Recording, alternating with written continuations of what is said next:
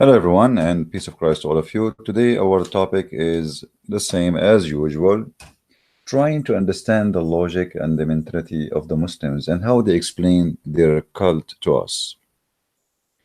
Um, and today, I'm going to read for you an article written by Muslims. And the title of the article is Four Reasons Make Us to Convert to Islam. Now, I have a link for this article in case you want to read it in details by yourself. You see, always we share so people they can get the whole image and we are not misquoting or saying something is not there. So the whole point of this, when a Muslim he make an article, the question is, what is the purpose of this article? Is it to explain something to me I don't understand? Is it to tell me something about something, let us say, people they think it's wrong but it's right, or what the purpose of the article? We will read together and see what is exactly the Muslims try to accomplish by writing those articles. In the same time, it's very important, when anyone write about anything, to examine how truthful what this person is saying. It's very important because not everything you see in the internet is a truthful, and I think all of you are mature enough to know this already. It's not like I'm telling you a news you don't know. In the internet, everybody can say whatever he wish, and the point is how you can prove it for me. So in front of us here we have an article, as you see, and they have what it looked like a European woman, and maybe she is a convert Muslim, using her image to tempt you and make you believe Islam is good, specifically for women. Convert to Islam, always a person to achieve God's love for loving his guide to life, the Quran and the authentic teaching of the Prophet Muhammad. I'm so happy that they said that. So what Islam is the Quran and the authentic teaching of the Prophet Muhammad. But what I find it funny, it says here, converting to Islam allow the person to achieve God love by following his guide to life. I mean, I don't see Muslims achieving anything except bloodshed everywhere. In the last week, if you go right now and search in Google, how many suicide bombing happened in the name of Allah? How many school was burned in Afghanistan? By the way, the Muslims these days, in the last almost 9 months, they are targeting schools in Afghanistan and Pakistan, and the reason for that, those schools are not teaching about Allah as they accept. They are teaching, it's a Muslim school, but just because they don't teach the way they want, we burn them, we kill the students. uh, so achieving the God way, and what they inserted the word love by following his guide. That's interesting. Soon we will show you how you can achieve God. uh, Many articles explain how it's easy to convert to Islam. And here I have a question: why it's so easy to convert to Islam? I mean, this is a really stupid statement to say. Why so easy? And as long you just admit it's so easy to convert to Islam, why it's so hard to leave Islam? And hard here, I'm not saying hard because you don't want to leave, but Muhammad, he says, and remember the Muslim, they agreed in the same article that Islam is based in the Quran and uh, the Hadith. In both in the Quran and the Hadith, it's speaking about the one who is apostate should be killed. Uh, Muhammad, he said, as an example,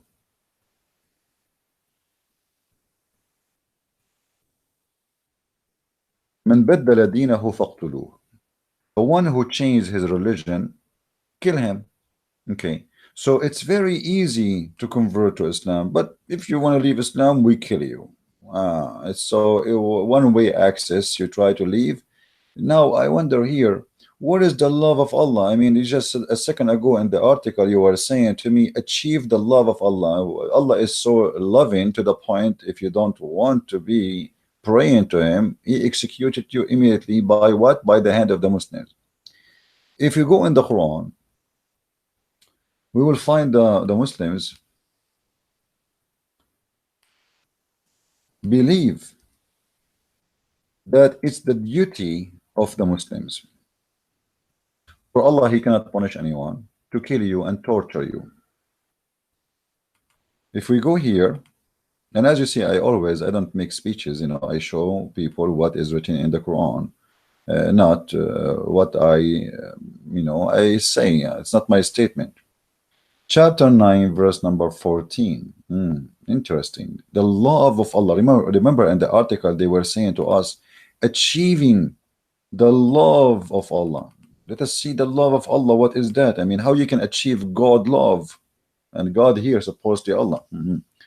How we can achieve that love? Interesting. Read with me carefully, chapter 9, verse number 14. And you can read any translation you wish. I mean, you don't like Yusuf Ali, we jump to Shakir, to Bakhtal, to Mahsen Khan. All of them are a bunch of scammers. None of them is the translation is accurate. But I'm using them because it's a Muslim translation. If I translate, they will say, okay, he is changing the meaning. So which one you want, Muslims? Anyone in the text want to choose one? Pick up one. Pick up one. Pick up one. All right. All right.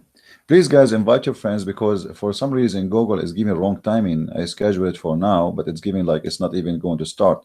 So many people did not receive the notification for the broadcast. So please invite your friends and let us get people here. Let us start with Yusuf Ali.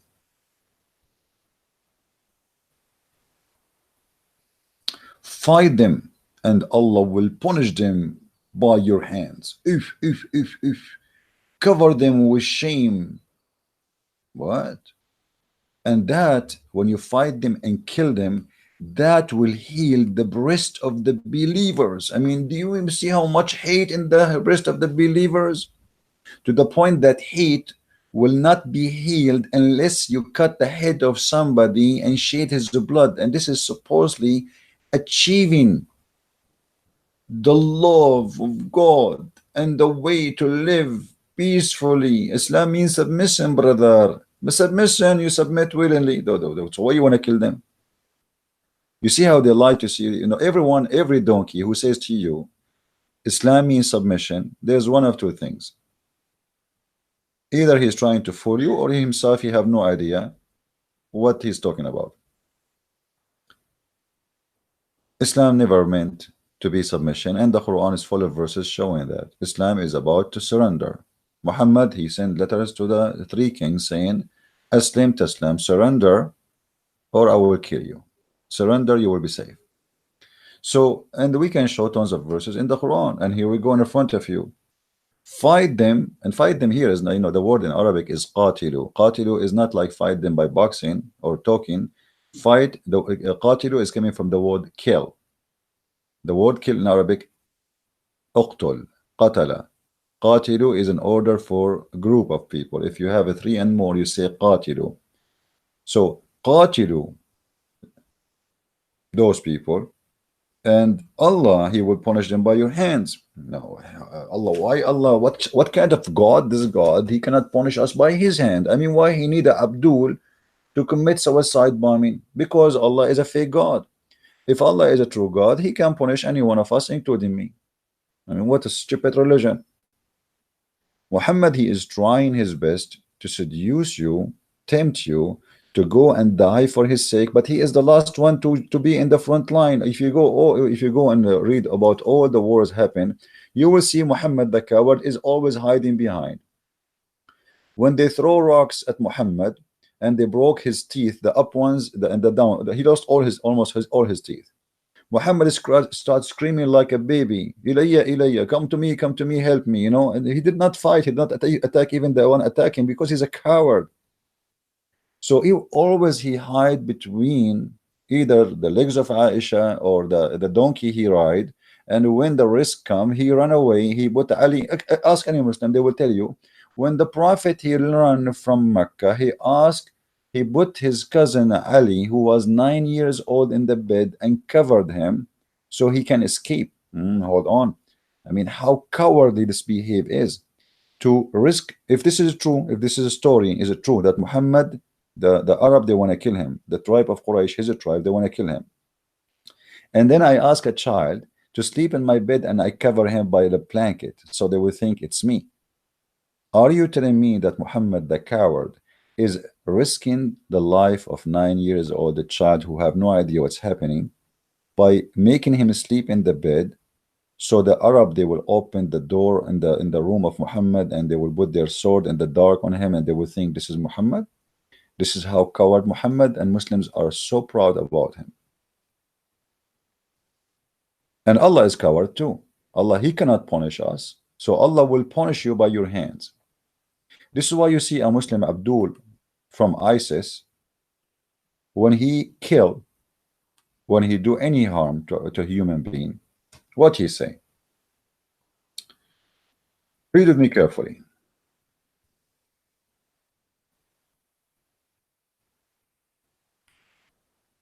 For Allah is a Satan, and Satan, he don't want you to feel guilty when you kill a human being, because you know, human being by nature, God gave him, you know, he feel like, you know, you feel that you are doing wrong. You feel that shaving is, you know, like slaughtering someone, shedding blood is wrong. Even when you slaughter a chicken, you don't feel good, you know. Look what Allah in the Quran said. Supposedly the one is talking, remember Allah, this is not a Christian prince, and this is not Muhammad, this is Allah himself, the God who we want to seek his love by, we want to achieve God love. Oh, I feel like I'm crying now. Amazing. This is amazing religion, brother, very amazing. So how we can achieve God love?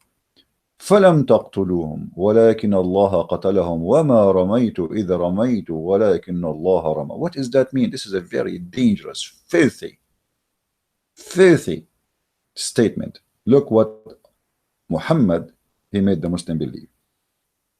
In order to make a Muslim not to feel guilty for killing innocent people, because all the wars Islam has have nothing to do with defending themselves. You see, the Muslims, they say we defend ourselves. It's a big fat lie. Muhammad, he sent the 3 letters. He sent his own messenger to Caesar, or let us say the ruler of the Roman, saying to him, convert or else. And you can search it right now. And he, Muhammad, he is the one who seduced his men by attacking the Roman to get the blonde diggers. And yesterday, actually, with the brother Amir and the rest of 2 days ago, we talk about that. And by the way, just to remind you, today around 8 o'clock, I'm not sure of the exact time, me and Amir and his brother and you know, a bunch of guys, we will be together. We will do live broadcasting. So don't forget to join us. Actually, I put a link for his page down there, so you can click on it, because we are going to use mostly, I'm not sure if I'm going to do my broadcast. I might just do it in his channel. We will do a broadcast. It's going to be in English and German at the same time, if you are interested. So remember, when I say 8 p.m., I'm talking about Germany time. For right now, I am in Germany, as you know. So what this verse is saying here, let us read together and see how ugly this cult is.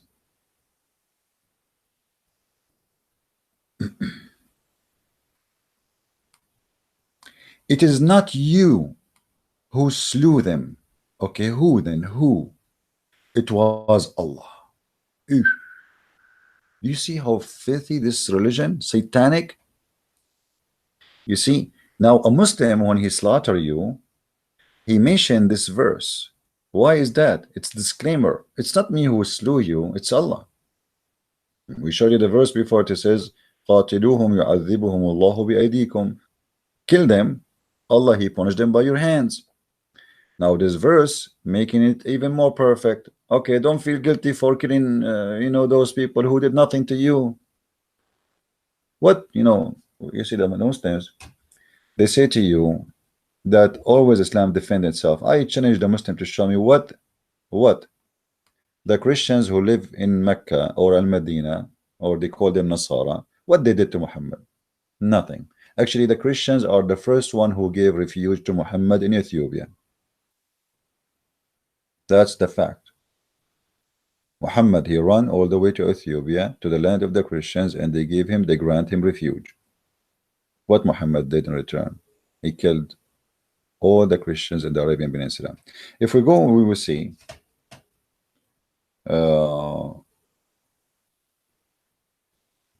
Muhammad saying the following.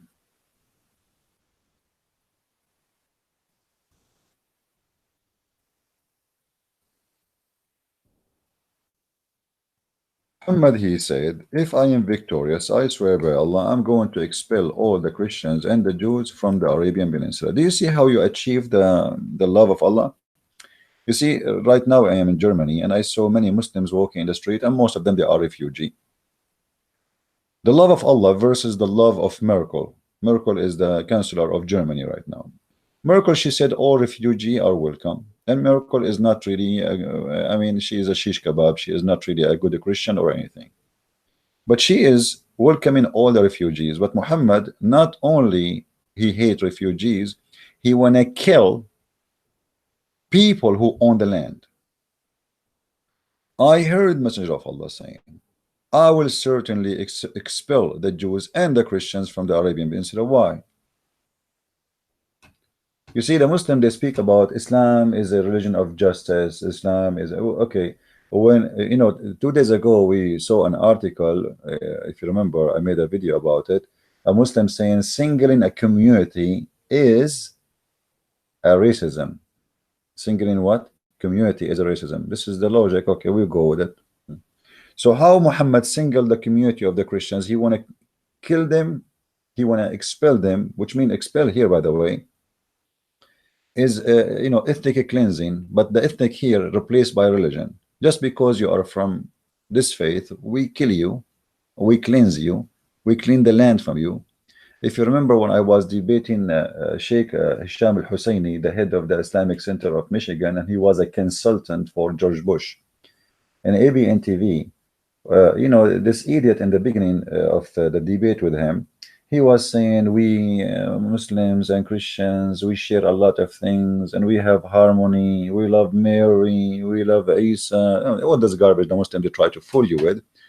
Okay, but then when the debate started and we proceed, he said literally, we are going to cleanse people like you. Literally. And he called me Zionist, and you know, this is the truth. Muhammad, he want to cleanse nations. The Jews are nation like us. Why you want to cleanse them? Let us say for the sake of argument, a Muslim, he will say to you, the Jews, they made a plan against the Prophet.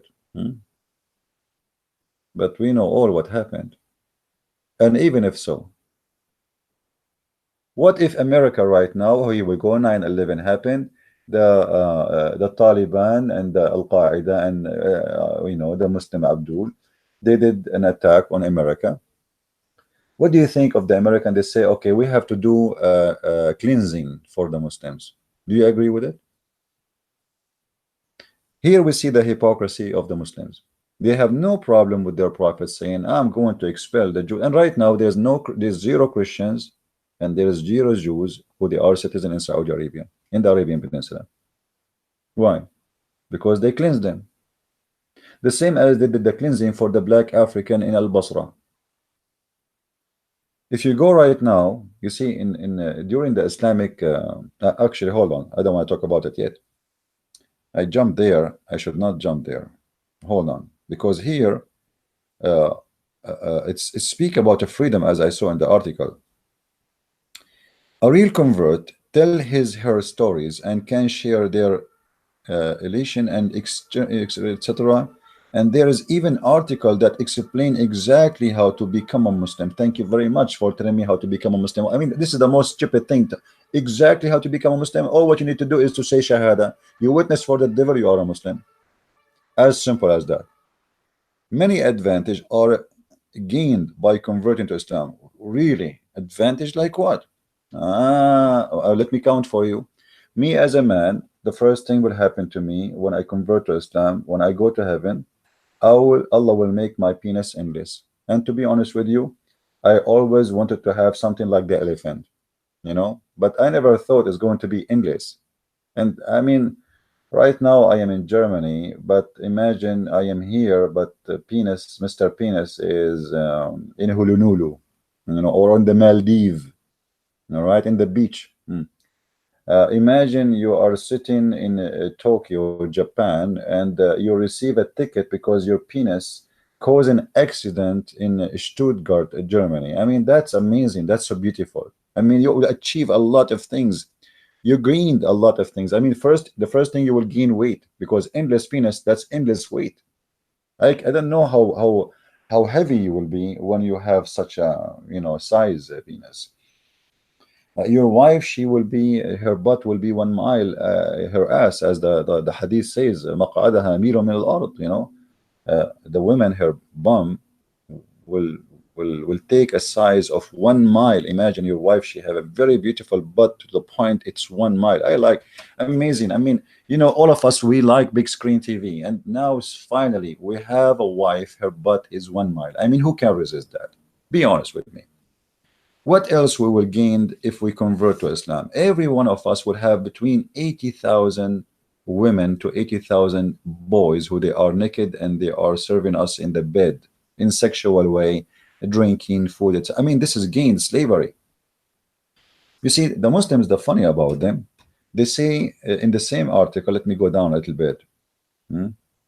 Converting to Islam liberates a person from slavery. I mean, that's the most hilarious title ever I heard. Slavery. Islam is the religion of slavery.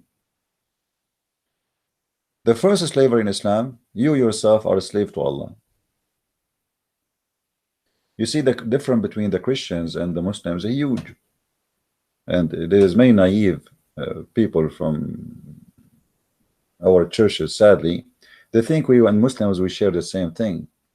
A Muslim, when he pray to Allah, he is praying as a slave. A Christian, when he pray to God, he pray to is the Father, our Father. Our relationship with God is amazing. Their relationship with their God is a slave to a master. As simple as that. It's a slave. You are just a slave. How you say to me that Islam liberate you from slavery when you yourself is a slave, and then you as a slave, you capture people as slaves and you sell them in the market? Go and read all the Islamic history, including the Quran. You will see all Quran approving slavery. And not only that, Muhammad, he worked hard to promote slavery. Guys, don't forget, please, to invite your friends.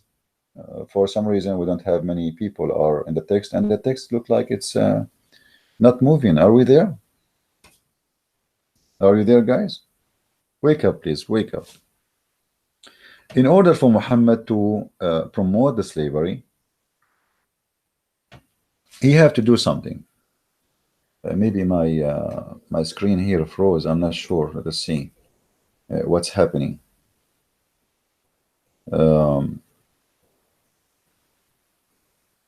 Yeah, maybe. I'm not sure really. Did my broadcast stop? No, it's not. So it doesn't make sense. For some reason, I'm trying to watch the text in my phone, but some reason it's not coming right. Let us see what's happening here. Okay. Okay, it's working, but it looked like from my side was not working. All right, thank you, guys. So Islam liberate a person. Imagine Muhammad to promote slavery. Look what he did. You see, a Muslim, he will say to you that, do you know in Islam, if you commit sin, if you want to be forgiven, you free a slave? Let us see what that is about. Is it really about freeing a slave?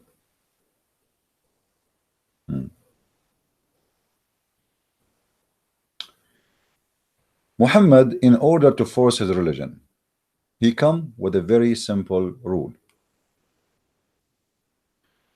The Muslims, they love to own slaves, and Muhammad is the first example. Bilal, the Muslim, they keep talking to us about Bilal. Bilal is a Muslim. Bilal, blah blah blah. Bilal, Muhammad died, and the poor Bilal, he was a slave.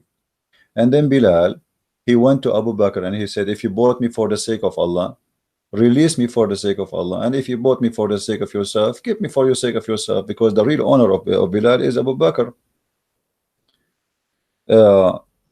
And he was being given as a gift to Muhammad. So here we go. Muhammad is dead, and still why Muhammad did not release Bilal?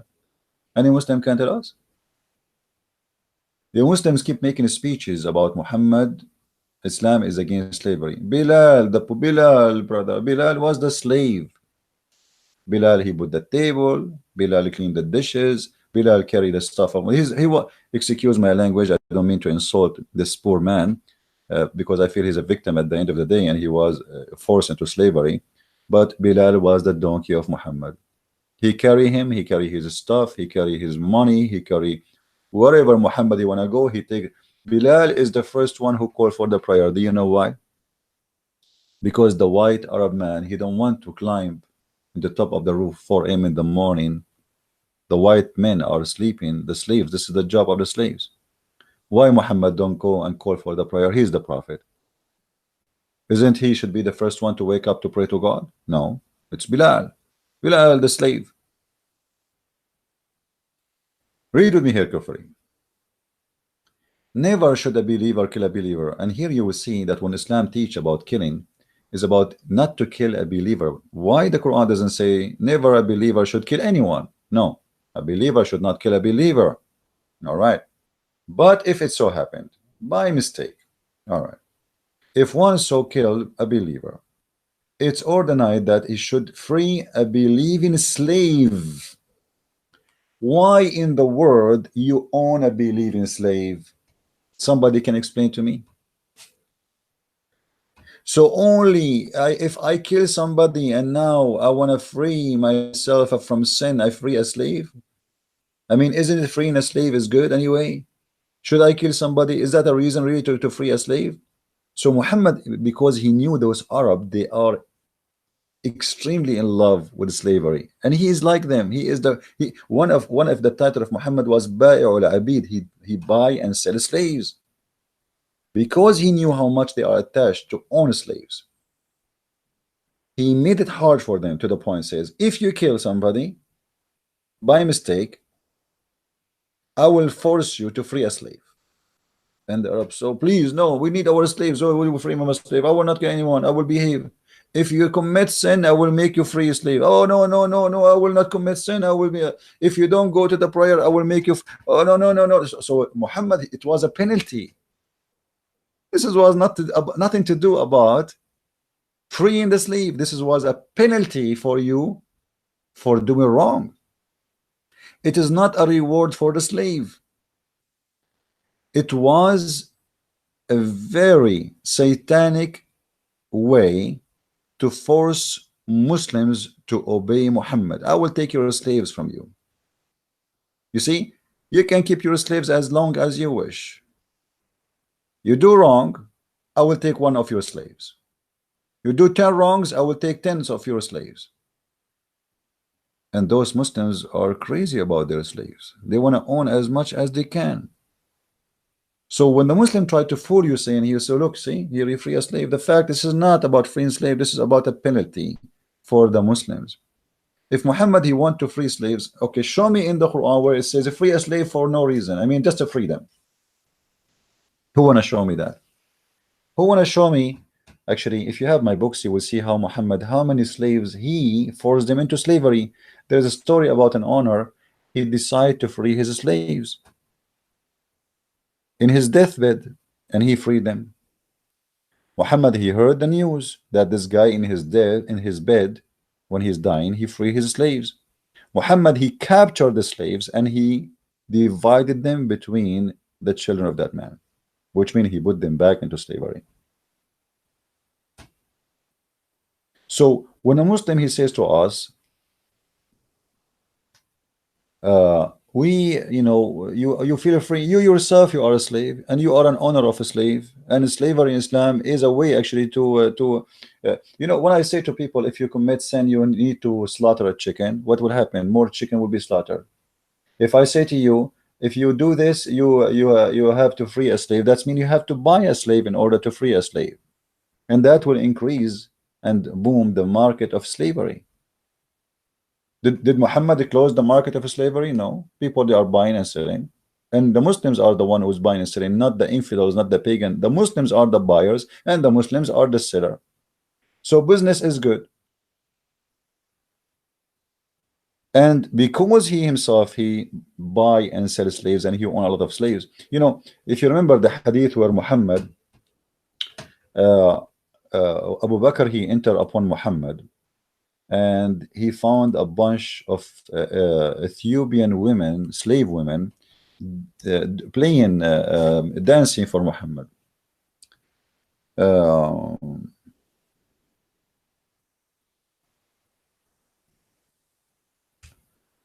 why those women are in the house of Muhammad? I mean, are they like coming from the circus, and they are performing for the Prophet? Are they visiting town? They are belly dancers, and the Prophet he hired them? No, those are slaves who they are doing entertaining for His Majesty, the faithful Muhammad. Read with me carefully, please.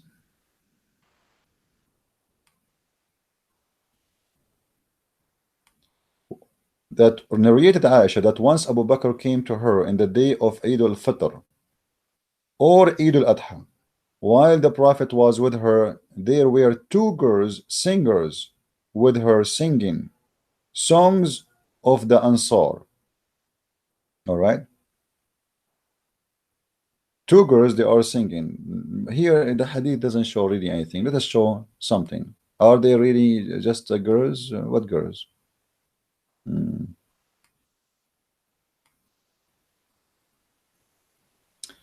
Just to show you how Muslims they lie to you. This is why I say always be careful when you read Muslims translation.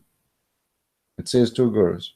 You know, what two girls? It does it say really in Arabic two girls? It says qanitani tughniyan. Here it says that they are slaves. Why in Arabic did not translate the word slaves? Why did not say that?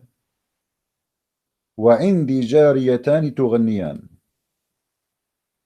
Read carefully, just to show you how Muslims they fabricate and they change the meaning. From slaves, two slaves are singing and dancing for the Prophet, to two girls. وعندي جاريتان تغنيان بغناء بعاث فالضجع على الفراش, etc. If we read the translation, let's read the translation. Does it say here in this one? Because we changed the hadith. Let's see if it's going to say slaves. Look at this. There were two girls with me singing the song of Al-Bata. What? Where is the two girls? It says two slaves. Let us change different hadith, but the same story, different translation. Let us see. This is different one. Let us see if now the word slave will appear, maybe by mistake, you know. Okay, there were two girls again. I mean, two girls. Those are not two girls. Let us continue here. Here again, jariyatani tughniyan. Let us see a translation.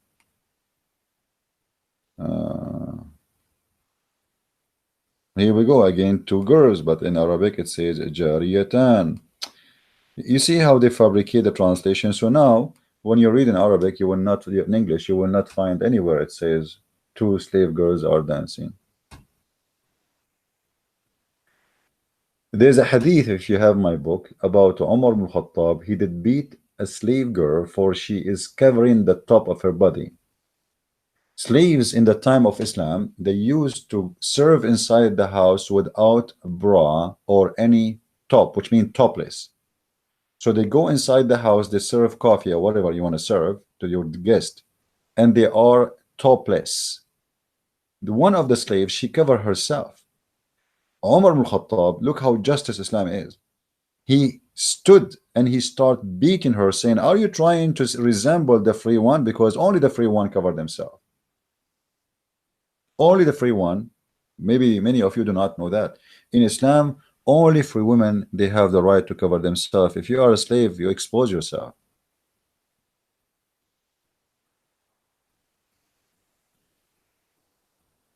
And just to show you how ugly Islam is, more and more, if we go in the Quran,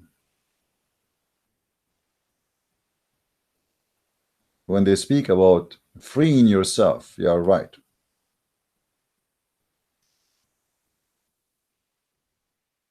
We saw in the case of murder here in the verse before, this verse we just talk about here, chapter 4, verse number 92, that if you kill somebody by mistake, okay, well, you free a slave, all right, which is going to cause a booming for the business, of slavery. What if I kill a slave in Islam?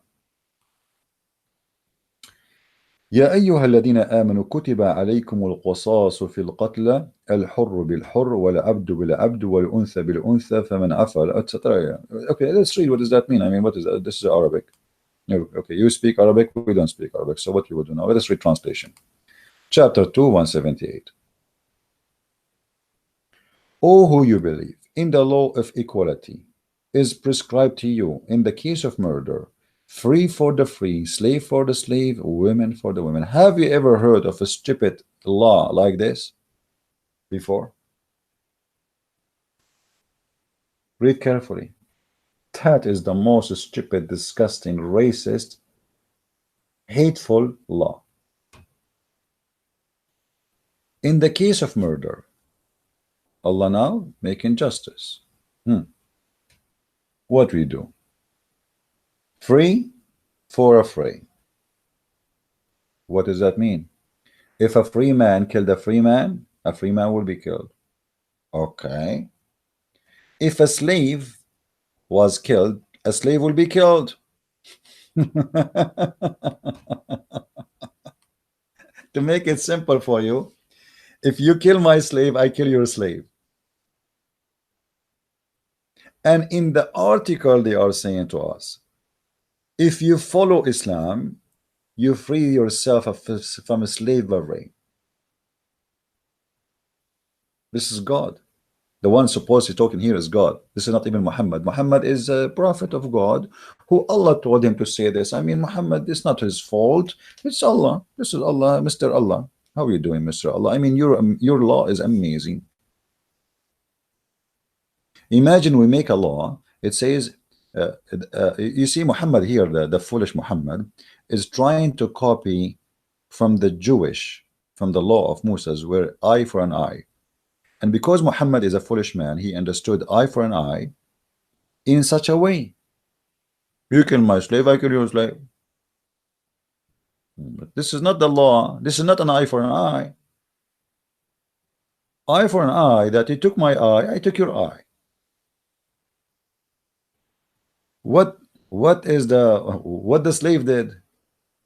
So now we have two victims. I am a white free man, and you are a white free man. I kill your slave, your black slave, and now as a penalty for for me, what do? You kill my black slave, but none of those slaves did any crime. What they are? We have now two end victims. The real criminal is free.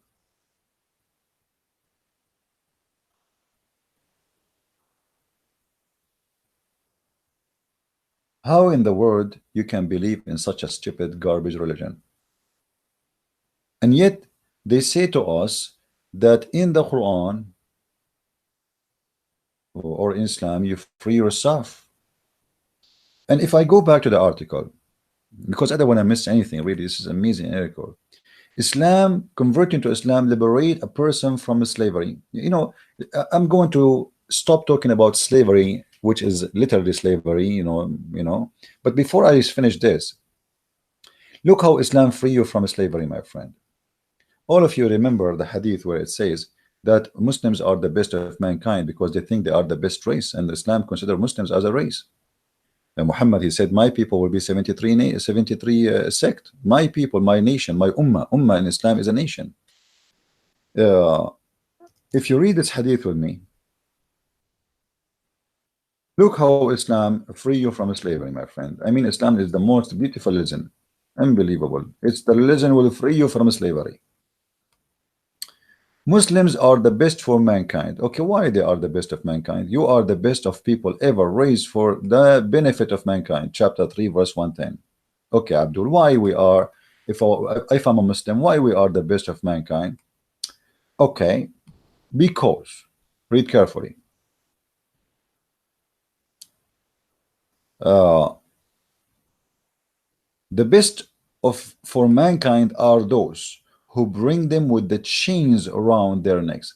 So if the Muslims today they have the power over you, their duty to be the best of mankind. And how they can be the best of mankind? They will bring you all Chinese, Indonesian, Malaysian, Thailand, American, German, Dutch, whatever, all of you with the chains around your neck, and the purpose, they want to save you, brother. They want to save you from hellfire. Have you ever heard of filthy cult more dangerous than this? And yet in the article you are saying to us, Islam free you from slavery.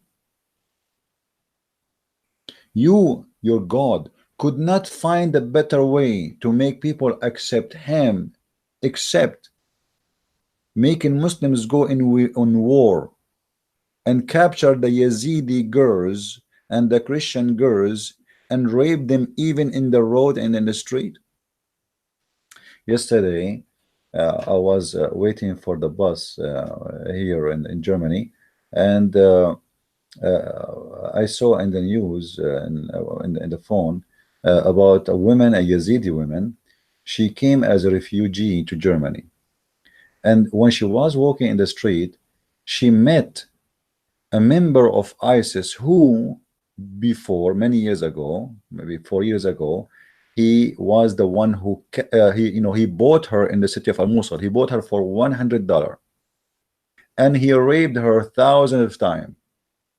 Imagine, he's from ISIS and he is free in the street in Germany. And not only that, the story continue saying this man, he started harassing her, chasing her, following her wherever she go. She called the police. She told them this guy is from ISIS. He is chasing me. He is harassing me. He's threatening. He want to rape me again. He want to kidnap me again. The police did nothing to this guy. And then the girl, she decided to leave back to Iraq. This Yazidi poor girl. This is how stupid governments in Europe are. He is from ISIS. He was with them, fighting with them, killing many people, and now he is free in Germany. In the top of that, they found a real witness for his crimes. One of his victims, she said, this is the guy who bought me. He is one of ISIS, and now he is chasing me. And they knew about him, and they don't do anything. Welcome to Germany. The best for mankind are those who they bring them with the chains around their necks. Are you going to allow anyone to bring you and the chain around your neck? Over my dead body. I die free, and or I live free. There's no third option. There's no second option. Anyone want to force me? You see, because when somebody forces you to eat food you don't want, it's a slavery. When somebody force you to wear clothes you don't want, it's a slavery. When somebody forces you what to eat, what to drink, what to say, what not to say, it's a slavery. Slavery is not necessarily just putting a chain around the neck of somebody, even though Islam literally practice and teach that, as you see in the front of us. So how you lie to us and you say that Islam free you from slavery when all of Islam is about slavery? A woman, she is married in Islam to a man. The man, he have a right to beat her. I mean, how you see how free you are? You are free to the point you get a free beating. All of us, we knew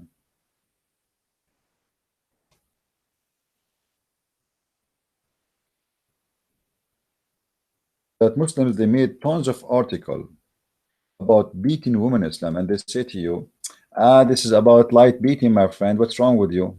You see, first of all, this is a big fat lie, and we can prove it easy. الرجال قوامون على النساء بما فضل الله بعضهم على بعض وبما أنفقوا من أموالهم. What does that mean? Disgusting, stupid. Let me show you the slavery. You see here in the article, they posted for us a picture of a blonde European woman. Obviously, she is crazy, stupid. to convert to Islam. She have no idea what she is converting to, as the rest of them. And Islam supposedly it's not European, secular government will free you. No, no, no. You will be free in Islam to the point the second you convert to Islam, you wear hijab. You see how free you are? Now, is a hijab is a choice? Maybe in Europe, yes. But Islam is not a choice, and hijab is not a choice in Islam. So where is the freedom? Can a Muslim woman in Saudi Arabia take off her hijab? If you want to say to me this is the regime, that's a big fat lie. That is a big fat lie. Every Muslim, you will see children, they are being forced to you know, and most of those women, by the way, who convert to Islam, they are just seeking a man in the bed, not really seeking religion or God. She date a Hindu, she became a Hindu. Second day she date a Buddha, she's a Buddha. The day after she is an atheist, she smokes cigarette and she take drugs. I'm not saying all atheists do that. I'm just, you know, they don't care really what is your religion. Or what they care, how to have a man in the bed, whoever he is. If he is an Egyptian, suddenly she speak Egyptian. If he is Iraqi, she is Iraqi. If he is Indian, she is Indian. If he is, they don't care. They don't have, those people, they don't really care for anything. They care only for having what they want. And they change their religion the same way they change their men.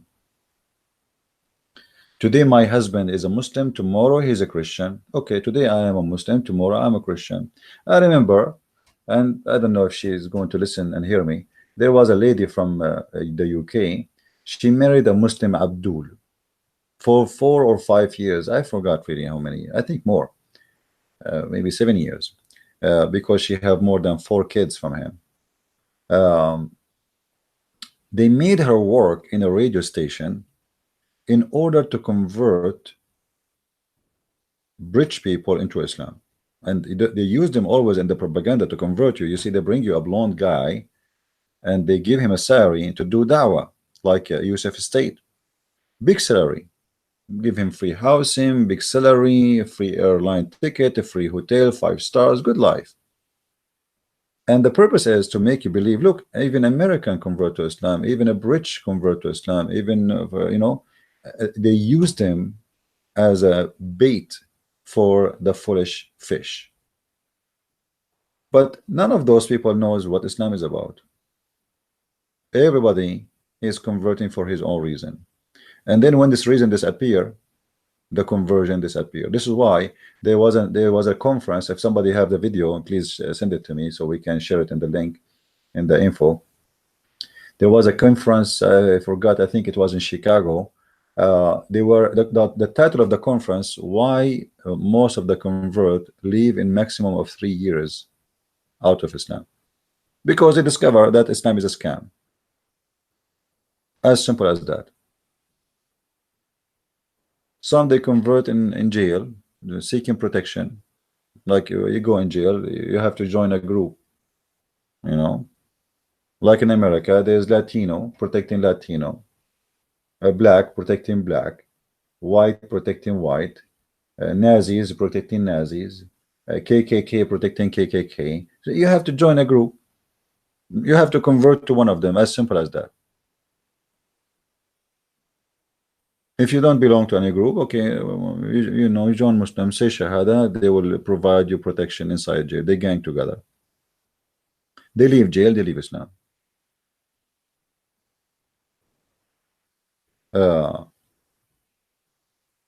Islam liberate a person from slavery. You see, I want to go more deep in this title. You know, when I pray to God, and I have to pray to him in a certain way, certain move, certain standing, certain time, is that liberation or this is slavery? You became, the second you became a Muslim, you became like a toy programmed by a stupid software. So you wake up in a certain time, because if you are late, Allah will not accept. And you have to do certain moves. and you have to repeat a prayer is not even yours. Imagine when a Muslim he pray, he's not praying, he is just repeating what he heard, what is written in the Quran. بسم الله الرحمن الرحيم أعوذ بالله من الشيطان الرجيم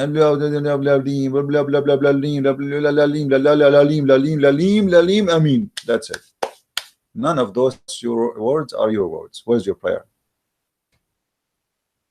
Where's your Islam is not a religion of spirit or spiritual religion.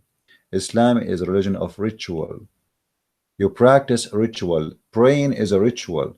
It is something you have to do as a duty. It's a must. It's not a choice. Really, prayer is something come from the heart, not something come because I have to, and I have to do it in a certain time, and I have to stand in certain way, and I have to say certain things. And women, when they pray, they have to do it different from the Muslim men because they are women. They have to wear certain clothes. Blah blah blah blah blah blah. So where is the prayer? Where is the contact between you and God? It's not exist. So the first thing will happen to you when you are a Muslim, you became a slave of customs, custom uniform, custom hand moving, custom word saying, custom feet together, custom even your ears, even your it's a custom. You are a slave. You have to do it exactly as somebody else exists 1400 years ago. And no one knows where he got those movements. Any Muslim can tell me how Muhammad learned how to pray like this. Is that in the Quran? Did Jibreel stand in front of him and he taught him how to do this movement? What is that? Or Muhammad was merging some from the Sabian and some from here and some from there, some from the Jews. Why I need to pray to God? You know, when Jesus said, when you pray, go to your closet, which means to your private room, and pray. Don't be the same as the hypocrite who pray in the corners. Islam is a religion who pray in the corner. For all the point is to be hypocrite. And as long we are talking about being hypocrite, you know, Muhammad himself, he considered the Muslims hypocrites. Look what he said.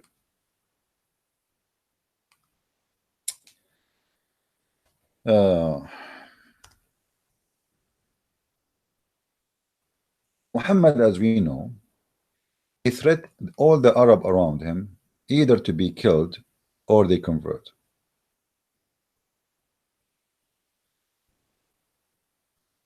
And then the Arab, when they notice that Muhammad is winning the fight, in order to protect themselves from, you know, from being killed and or being enslaved and their women taken as a sex slave, they decide, to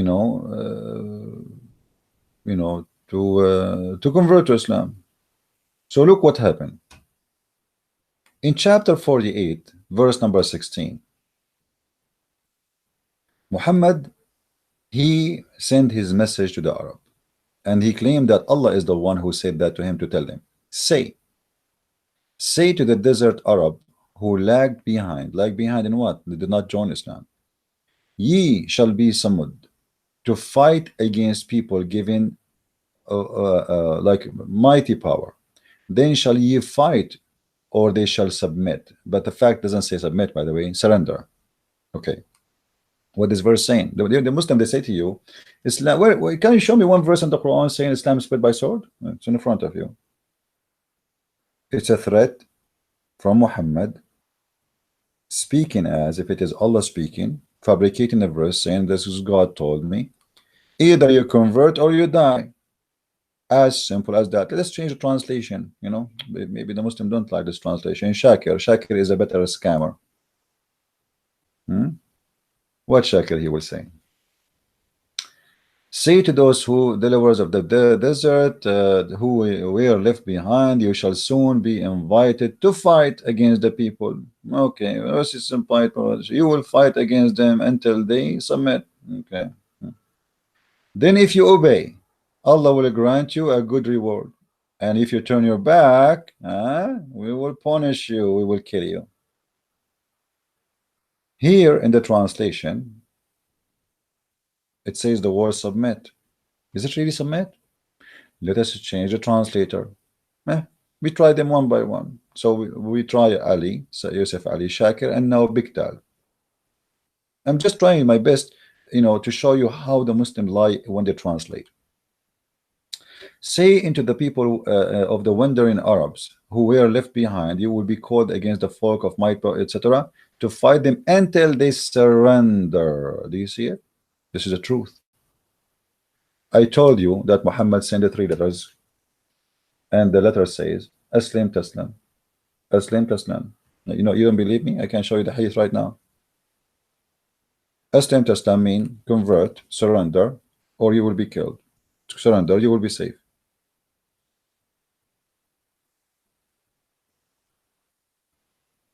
Here we go.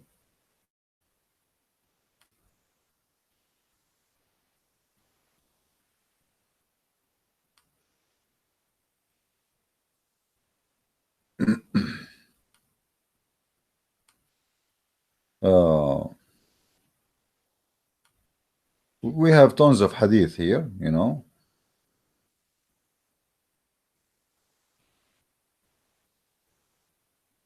but I want to show you the one where he sent the letter to Hercules inviting him to Islam or die. Read with me carefully.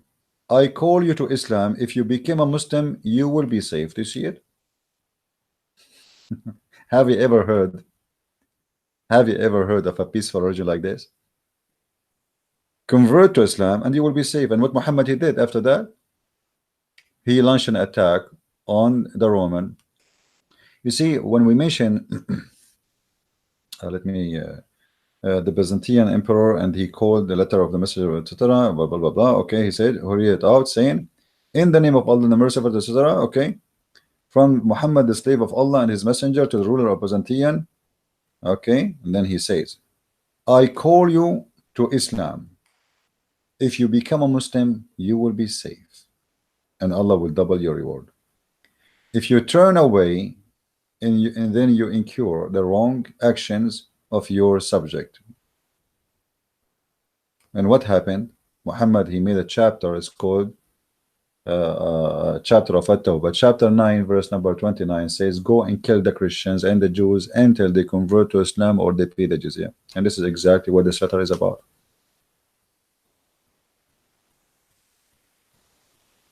That's exactly what this letter is about. Aslam Taslam. Convert to Islam, we will not kill you. And here in the Quran is no different. Say to the Arab, surrender or you will fight. And the funny they say to you is Muhammad never attacked anyone. Oh, those people, they are not fighting him. He is saying to them, surrender or either you surrender to Muhammad. It's not submit. Islam does not mean submit, as many fools keep repeating. Islam means surrender. So until they surrender. So what is the required here from those Arabs?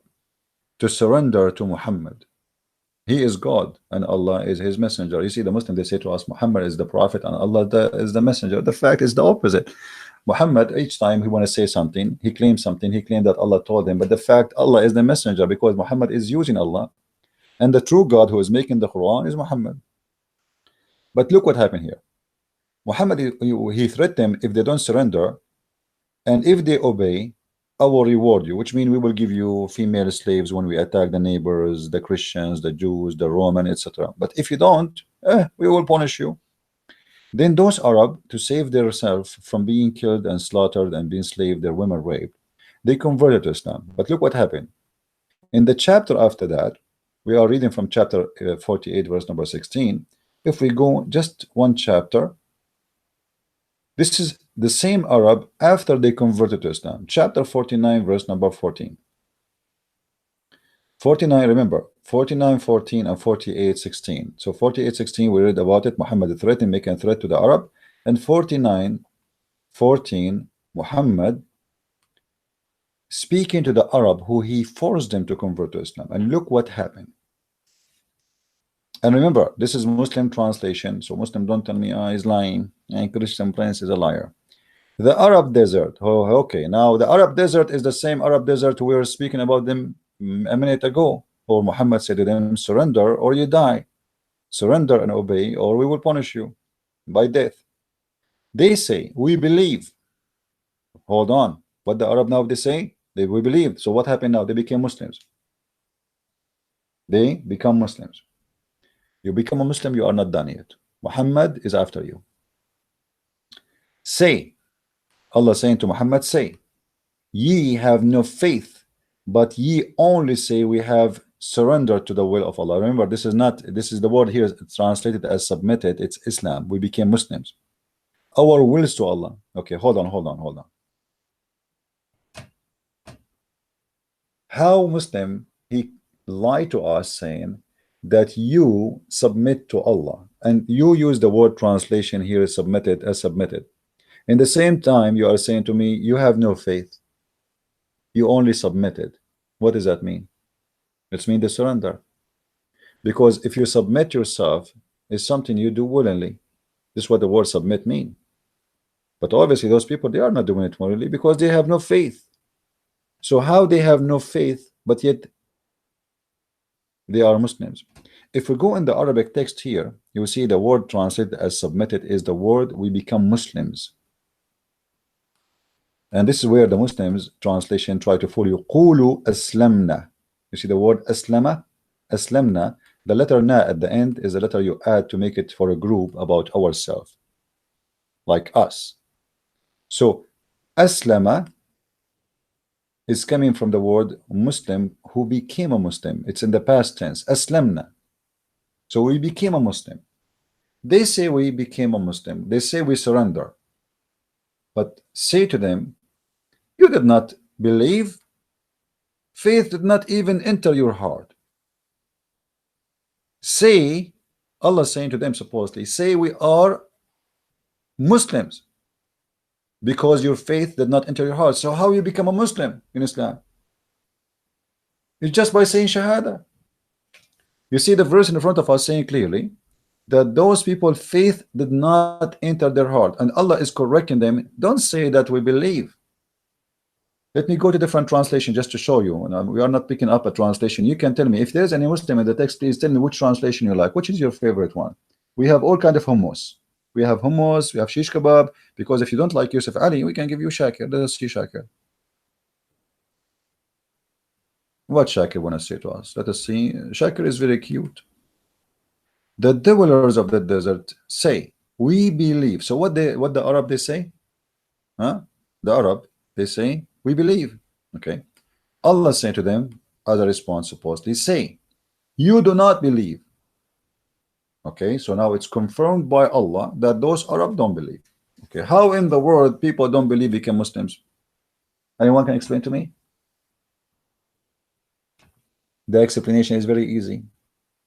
It is in the chapter we just showed you before, chapter 49, where Muhammad he said to them, convert or I will kill you, convert or die. So the Arab, they protect themselves. They decided, okay, we'll protect our family from being killed, slaughtered, taken as a slave, burning our houses, our tents, etc. When we say you are a prophet, and we pay him the zakat, give him some money, leave her alone. Say, you do not believe, but say, we submitted, here again submitted, but the fact is surrender. We submitted and faith has not yet entered into your heart. How in the world those people became Muslims and faith never entered their heart?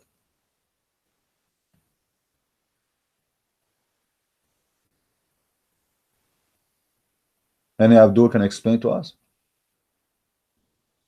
So everything they say to us about, you convert to Islam, you became a free, liberated. What liberated? Those people, they are forced into Islam. How I am liberated and your prophet says the one who leave the religion, kill him? I'm liberated from what exactly?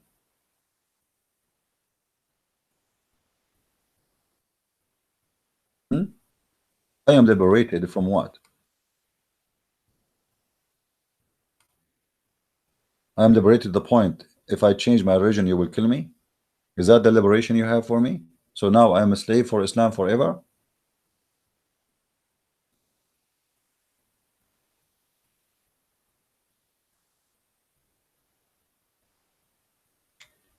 You are liberated, my friend.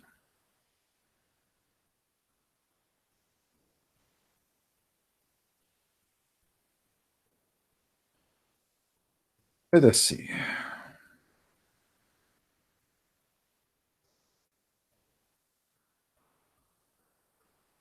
Let's show you some more stuff.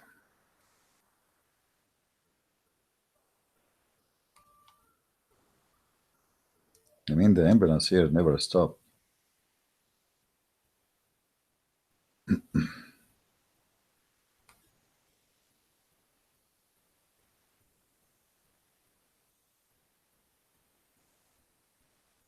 You know, I'm just trying to show you some verses.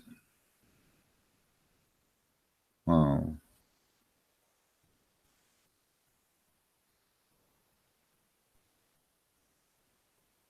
Actually, if I want to talk about this topic, it's going to take me maybe a year because all those verses it can be used to show you how stupid this cult is.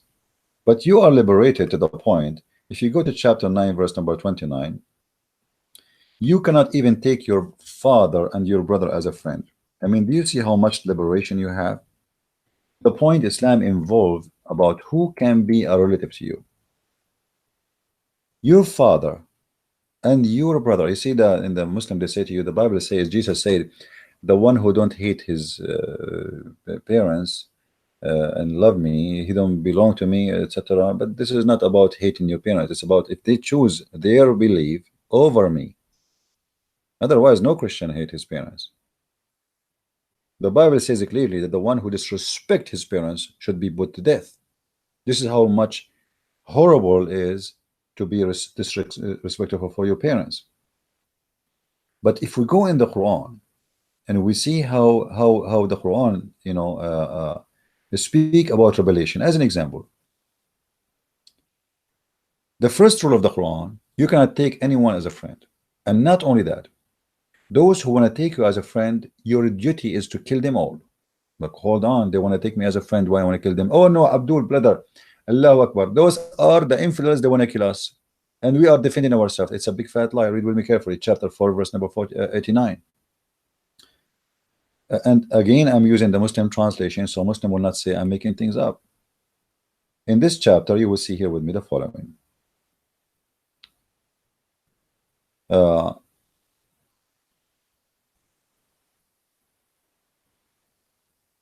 They but wish that you should reject the faith as they do, and thus be some footing as they, but take not threads from their ranks until they flee in the way of Allah. So now Muhammad is saying, don't take them as a friend until they became Muslims. Okay. You see, what is the problem if I am a Christian and I became a friend to a Muslim? I mean, does it hurt Christianity?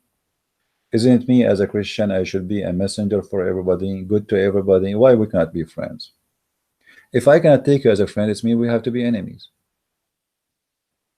Why you forbid me from being a friend to them? Somebody, obviously, those people, he's not a bad person. He want to be a friend. You see here, they lie to us. They say, oh, we are, you know, we cannot take you as a friend because you are fighting us. Who's fighting you? They want to, how somebody want to take you as a friend, he want to fight you? It's there saying in your book, don't take them as a friend.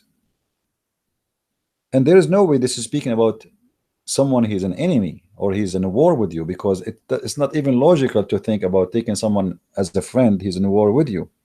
But the logic of Islam is the following: anyone who don't believe in the faithful cult of Islam is an enemy to Allah and therefore have to be killed. This is why if we go to chapter 9 verse number 29, it says clearly that you have a duty as a Muslim to kill everybody. And this is why he forced those Arab to convert to Islam, and now they say, okay, we surrender to Islam, but yet they are not Muslims. And how they surrender to Islam? Because he forced them. Have you ever heard of somebody join a religion but he don't believe in it? You know, he is not born in it. You see, there's many Christians are Christians by name. They don't, you know, really believe in Christianity. They are born from a Christian family, but for me, they aren't Christian. For me, if you are born from a Christian family, doesn't make you Christian. That's garbage. We don't believe in that. A Christian person is a person who believes in Jesus, regardless who is his parents. His parents are Muslims, Hindu, Buddhas, it doesn't matter. You have to be reborn again with the Messiah, which means you accept the Messiah willingly and by choice, and nobody with a sword in your neck, and nobody force you, and not by birth you inherit religion. That is stupid, and this is not right. Here we'll find that those Arab, they've been forced into slavery of Islam. It is not a choice. Faith never entered their heart, but yet they say we believe. We are, we believe. Okay, how you believe? How in the world you believe? How you enter that belief if you don't have belief in your heart? If faith never enter your heart, that's mean they are being hypocrites. What forced them to be hypocrites? They want to stay alive. They have a criminal come in with his gangs. They slaughter everybody who don't agree with Muhammad. Believe or die. So we say we believe. So this is what they say. Okay, we believe. We say Shahada, Bismillah, I bear witness that there is no frog but Allah, and there is no prophet but the potato. And now you said Shahada, you become a Muslim. But yet you are not a believer. That's weird. Yeah, because they've been forced to.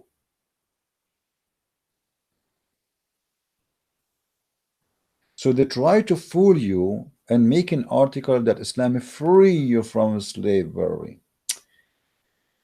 Okay, hold on. Islam liberate a person from slavery to man-made system and lifestyle. All of Islam is a man-made system, and we can prove it very easy. When the God of Islam promote heaven or promote his religion by promising a man endless penis, isn't it obviously this is made by a man who is crazy about sex? When a man claimed that God told him, if you believe in me, I'm going to give you a bracelet in your hand. Bracelet? I mean, are you serious? God wanna give me a bracelet? All my life, guys. All my life, I wanted to wear a bracelet. I cannot wait. I cannot wait to get a bracelet in my hand. Yeah, my friend, I don't even wear a watch in my hand. Why in the world a man wanna have a bracelet? A man, and he is wearing a bracelet. Why? And what the point, and what will happen, and what is the extra, what is the change in my life will happen when I wear a bracelet? I mean, what is this bracelet is about? Is that Apple Watch? No, it's a bracelet made from gold. Gold? What is the value of gold in heaven? How stupid this promise is. Bracelet made from gold? But who care for gold? I don't even care for gold here. Why I want to care for gold in heaven? Read carefully with me. Chapter 18, verse number 31. So beautiful. Sometimes when I read those verses, I feel I want to cry. By the way, I cry for two reasons always. When I cut onion and when I read the Quran. Yeah. Brother, this verse will touch your heart, and many of you will convert to Islam immediately. If we ask Zakir Naik, guys, sorry, I'm not reading the text. The chat is in my phone, and it's really my phone is so small. I don't know what happened to it. It used to be bigger. No, I think this is technology. So look, for them will be gardens. Okay, the first thing, okay, we will give you a garden of eternity. Beneath them, rivers will flow. Okay. They will be adorned therein with the bracelet of gold. Wow. God Almighty, even him, he understand the value of gold. I'm wondering how much gold Allah he bought, as investment. I mean, every Abdul want to give him a bracelet of gold. And how many of you, be honest, how many of you, Abdul, are so excited to get the bracelet of Allah?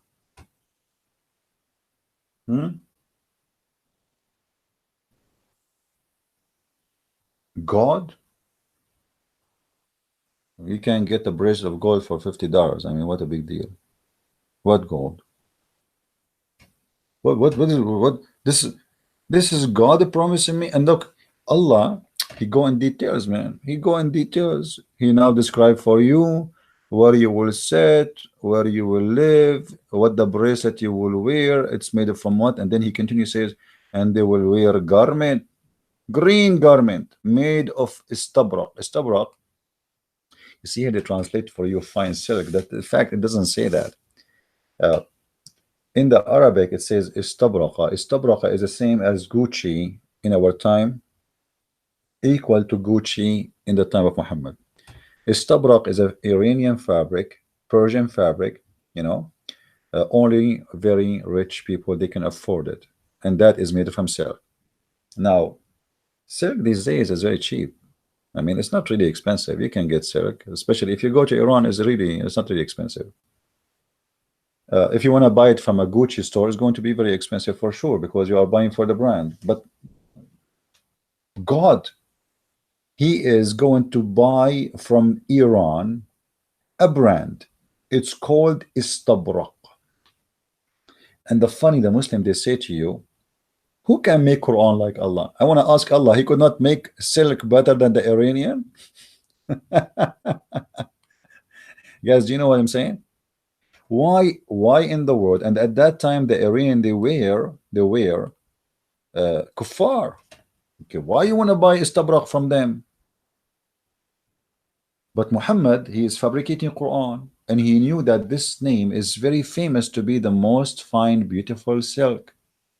So Allah himself is using the brand, it's called istabrak in the Quran, using a Persian word, a Persian fabric, a Persian made, a Persian kuffar, putting it in the Quran.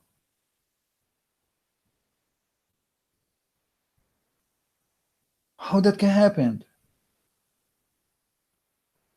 But the devil always tries to seduce you with all kind of temptation. Those are poor Arab who never had bracelet in their hands. The hadith speak about Muhammad once he got a golden ring. He spent the whole day looking at it and people start making fun of him, so he forbade Muslims from wearing golden rings. This is why you see Muslims who believe in Islam truly, they wear silver rings. Muhammad, he went crazy when he got the golden ring.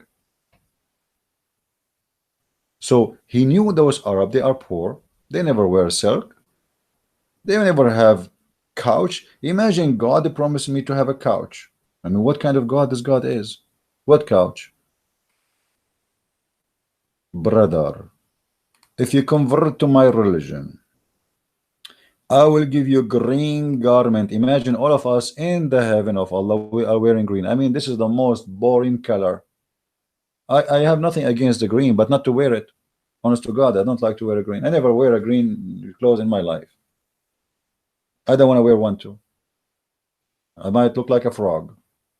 I like to see green grass. I like to see green trees, but green as a clothes is not my favorite. We will be wearing for eternity green. Why? Are we in the surgery room? And why it have to be green? The answer is very simple. Let us see in the chat who is going to give us the answer. Why Allah, guys, promising the Abdul to have a green clothes? Let us see who is of you is going to give me the correct answer.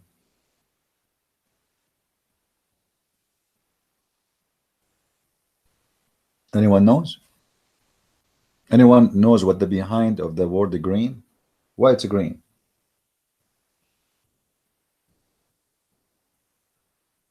Nobody knows? What happened to the chat? Okay, hold on, guys. I think my chat frozen somehow. Let me do this. Okay. All right. And now it's working. Okay. Why? Green. Why green? Green, yeah, in the desert. Thank you very much. Here we go. Somebody got it.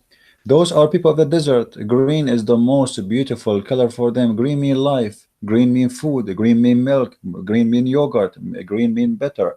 Green mean meat, because their animals live by the green. If there is no green, they are dead. They are Bedouin. They travel from place to place, far distance, seeking green grass. So Muhammad, he knew how much those people, they are attached with the green. For them is really heaven. And for sure, all of us, we agree that green is a beautiful color for nature. But you will notice that if somebody he live in Netherlands, he see that the desert is amusing because he have too much green. He's sick of it. But an Arab person who's coming from the desert, he see the green like, wow, look how beautiful it is green. So everybody, he miss something. He think he want to have it. The one who don't live in the beach, he want to go and take a vacation in the beach. But the one who live in the beach, his dream is to go to the mountain. And the one who live in the mountain, he want to go to the valley, and etc. Human being, he always seek what he don't have. So Muhammad, he knew that those are desert people. They have a great desire for the green color. So here we go. You are going to wear silk. You believe it? Silk made in Iran. It's called istabraq. And that silk is very fine, very nice, and it's going to be green. So here we go. You get two things in the same time. It's silk and it's green. What do you want more? And then Muhammad, he continue. He says, they will recline on their couches. The couches.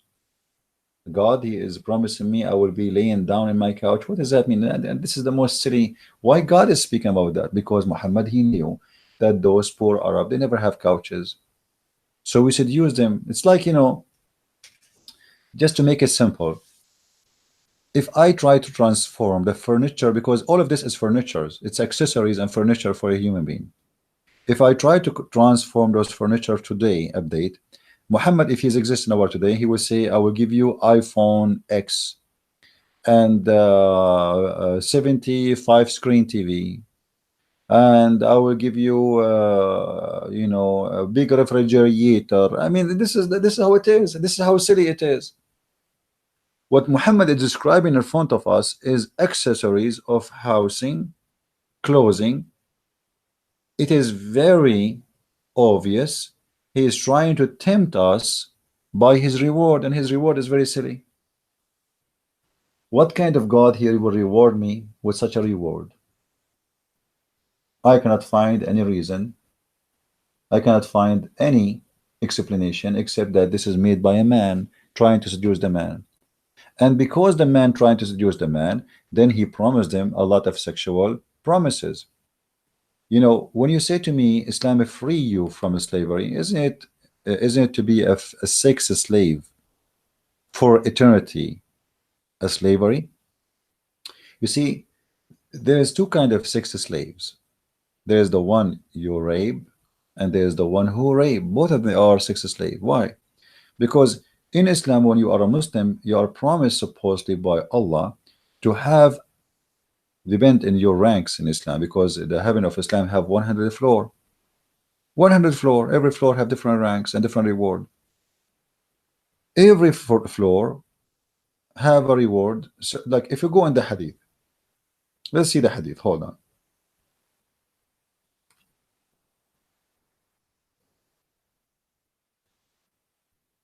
Let's see what is the lowest reward for people in heaven in Islam. The lowest, not the highest. Okay, let's see. All right.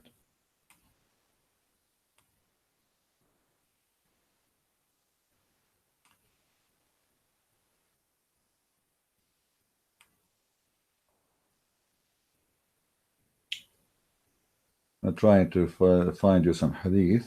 Okay.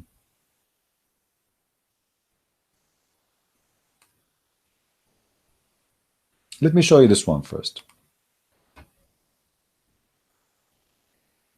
Look how Muhammad is trying to tempt people to join his religion.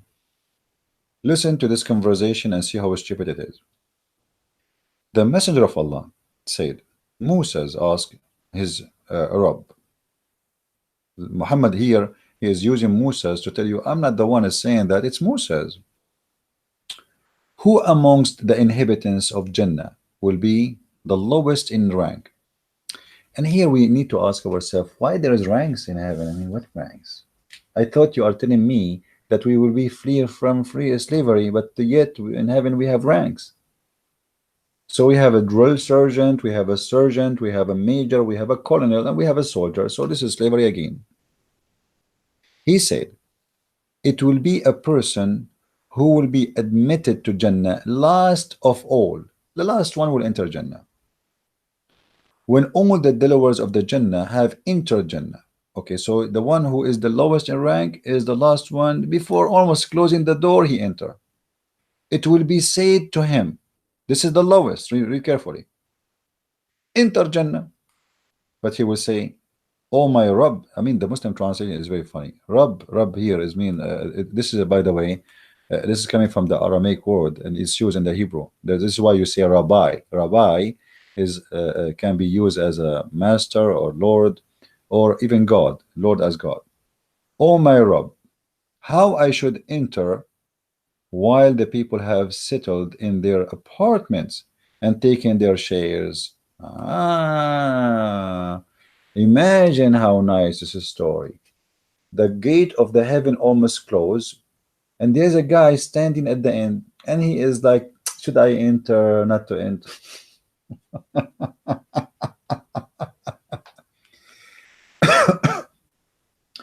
And they said to him, enter man, enter heaven. And then he's saying, how am I going to enter if you gave everybody took his apartments? Where are you going to stay? Huh? Everybody took his shares, his apartment, his places, his houses, his grocery. Where I'm going to go? So they will say to him, it will be said to him, which means Allah will say to him, you will be satisfied and pleased if you have a kingdom like that of the march of the world. He will say, I will be happy. My Rabb, Allah will say, even imagine Allah himself is talking here, for you that. So here the first promise, he will give you richness of a king on the earth. Allah said to him, are you satisfied now? It's like a bazaar. He will say, yeah, okay, I think I will be satisfied. Then he says to him, and like that, and like that, and like that, which means like 4 times, and like that, okay? He will say that 5th time, so you will be more rich than any king in the earth 5 times. And here I need to ask a question. I mean, what rich mean? I mean, this is the most stupid, disgusting religion ever. What, I would be rich more than 5 kings? And what I would do with the money there? I mean, who is the stupid here? I will be rich more than 5. What I will do? I will buy a Ferrari there.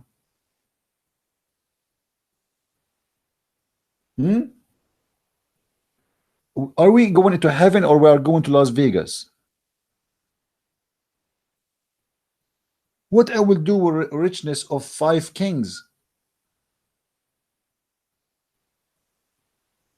That's stupid. That's madness. But he knew that human, they love money. And everything in this cult is about tempting you with sex and money. So what? Do you want money? Okay, we will give you the money. How much money you want? Do you like to be a rich like a king? Sure, sure. Like a king? Are you kidding? Yeah, sure. Okay, I will make you church like a king, and another king, another king, another 5 kings. I will make you rich. Why 5? What about making 40? Do you Muslims use your brain? And then he continued. And here it looked like a bazaar, and Allah became like a Abdul. He is asking you, please just get in heaven, and using no, unless you make me happy. I mean, I want to get be sure that heaven is my place. What you offer? And Allah says to you, okay, hold on. Let me show you how I can convince you to enter heaven. I mean, the guy do have a choice. Either you go to hell or you go to heaven. Which one? A little house of a dog in heaven is better than a palace in hell. I mean, what was this discussion is about? This is stupid. And then Allah, he continues saying to him, you will have whatever your soul desire. Oh boy, oh boy. What does that mean? Anything, whatever your soul desire, you see it in front of your eyes. What if this guy is a game? You have it. What if a guy he want to sleep with Muhammad? You will have it. What if this guy he want to sleep with Allah? You will have it. Whatever your soul desire. You see, when you say whatever, it's whatever. This means there's no limitation. And actually, the Muslim believe that in the heaven of Allah there is no limitation of reward, and they believe. And I challenge any Muslim to say it's a lie. I don't know, don't force me to show you the reference. Don't force me to show you. In the heaven of Allah, you can have sex with every single member of your family. Some scholars they say, except your mother. Some scholars they say, except your mother and daughter, and the rest is free, which means you can have sex with your sister, with your grandma, your auntie, all the family members, because they say the reason for forbidden having sex with a family member in earth, because Allah he made it as a way for lineage to get married from someone is lawful for you, but in heaven there's no children's, and there's nobody will get children's. However, don't forget, if you have my book, Sex and Allah, variant number 1 and variant number 2, you will see where the hadith says, Muhammad he said, if a Muslim he wished to have a child, he will be pregnant and deliver it in less than fi sa'a, which means in 15 minutes. So a Muslim man, if you wish anything, he will have it. And now, what if a Muslim man he wished to have a child? That will be a contradiction for the Quran, because you will not have a children's. There is no children's. But here it says, if you wish, whatever you wish. And the second God he promised that whatever you wish, you have to grant me my wish. It doesn't matter what it is. And whatever your eyes could delight, whatever my eyes could delight, he will say, I am well pleased, O Allah. Musa said, who will be the highest rank in Jannah? So now he knew now what is the lowest rank. The lowest rank, he will be rich as 5 kings. You grant you whatever you wish. And then we have a higher rank. Okay, what is the higher rank? Look at this. Allah said, they are those whom I choose, and I establish their honor with my own hand. I attest with my seal that they would be pleased with such a bounty as no eye has seen, and no ear has heard, and no human mind has perceived. I mean, look how stupid this is promise. You just said here, I will grant the lowest one whatever he wish. What if he wish to have the reward of the highest rank?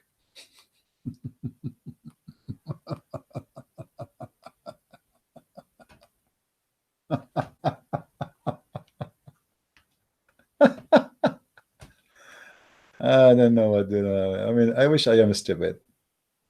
Literally, I wish I am stupid, because sometimes stupid, it's fun. I mean, you see things, it's they don't make me upset, and you are happy all the time. I mean, what if those guys, you just say to them, I grant you whatever you wish, and now you are saying there's a higher reward. If this guy, he wish to have this reward, are you going to grant him or not? You just say to him whatever your soul wish. I mean, it's good to be a donkey. It's good to be a donkey, and it's better if you are a mule. In the best scenario, be Abdul. I don't know. I mean, this is so beautiful. And me myself, I feel like I want to convert. I mean, I don't know how I can resist the temptation to convert to Islam right now. So, reading this article really make you feel like this article is made up for a bunch of idiots who have no brain. Literally. Converting to Islam allow a person truly to experience God love. Yeah, let us experience God love. Let us experience God love. I want to experience God love. I cannot really resist the love of Allah. Look here, look here. All the verses in front of us speaking about not to take friends people and not to love them. يا أيها الذين آمنوا لا تتخذوا الكافرين أولياء من دون المؤمنين. You can go and read those verses. I don't want to read them one by one. Chapter 4, verse 144, etc. All those verses is about love. يا أيها الذين آمنوا لا تتخذوا اليهود والنصارى أولياء بعضهم أولياء بعض. Okay, this look how much love. This is a religion of love, man. Allah is forbidding the Muslims from taking Christians as friends, as protectors. So where is the love? Why Jesus says love your enemy and Allah saying you cannot love the Jews and the Christians and you cannot even take them as a friends? Why? How you Muslims say that Jesus is a Muslim and Muhammad is a Muslim, but their message is the opposite. One saying to us, not only you love your friends and your family, you love even your enemies. You pray for them. You pray for those who curse you, for those who hurt you. Here, you can't even take friends from those who want to take you as a friend just because they are a Christian. This is a message of hate. And not only that, Allah saying clearly, which is Muhammad, Allah aka Muhammad, and any one of you take them as a friend, he is one of them, which means he is an apostate. And you know the apostate punishment is death.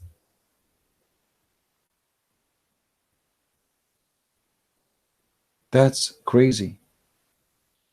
I forgot, sorry. Here, when we were trying to read about the reward of the heaven, we did not go to the to other hadith. I didn't know. I think I'm getting old. I'm already 17. All right. Let's see this one. There's many hadith here.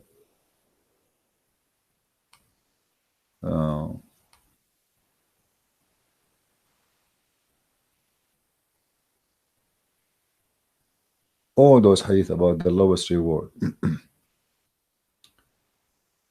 Unbelievable. Okay, look at this. Look at this. Look at this hadith as an example.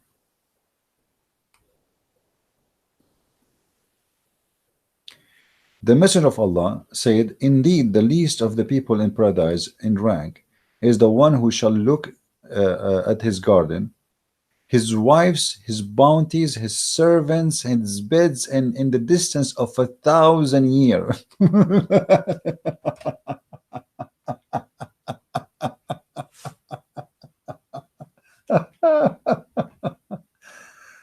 Man, how sharp my eyes are.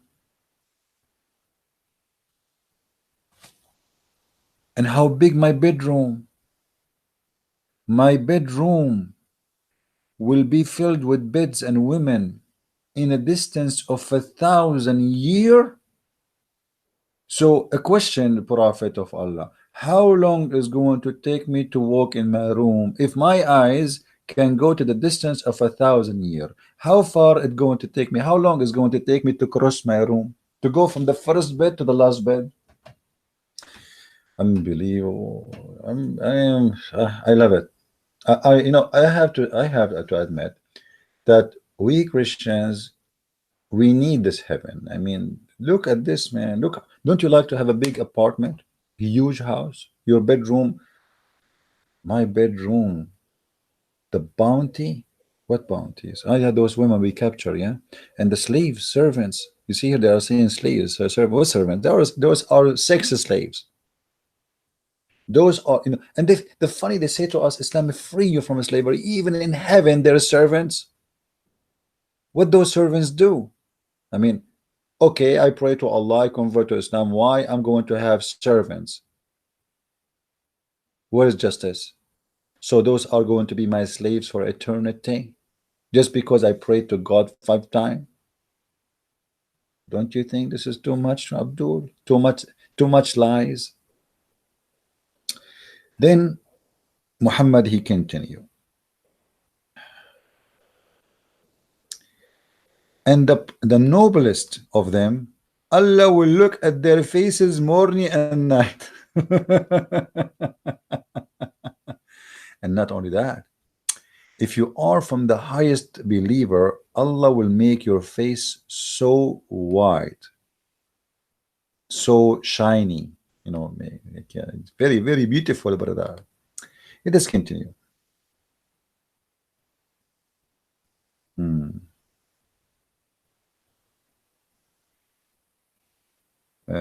This one is funny, but I'm trying to find different hadith.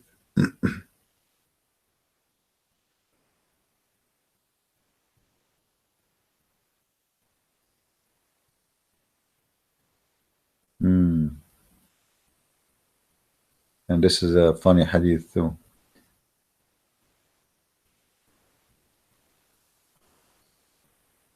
I know, like there's a hadith about the 80,000. I for some reason is not showing. The hadith says that in the heaven of Allah you will have 80,000 female. You know, let me see.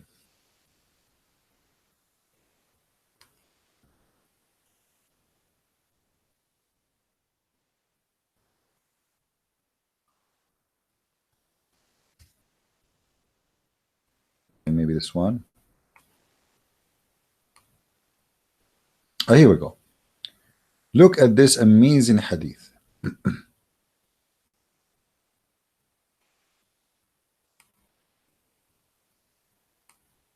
The least of the people of paradise in possession is the one with 80,000 servants. I mean, do you see how much Islam provided freedom?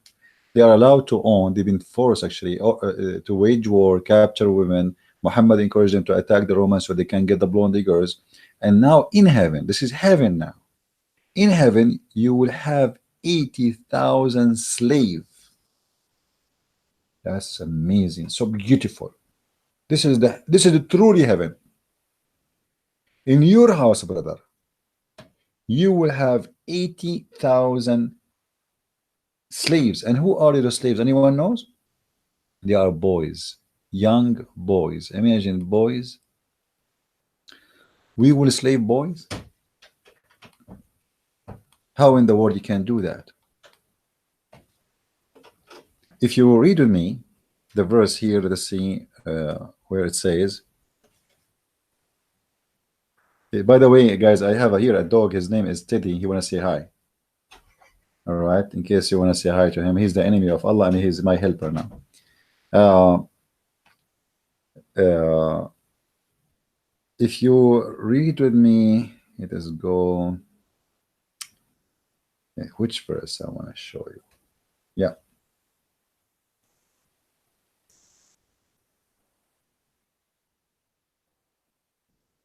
ويطوف عليهم غلمان لهم كأنهم لؤلؤ مكنون. Chapter 52, verse 24.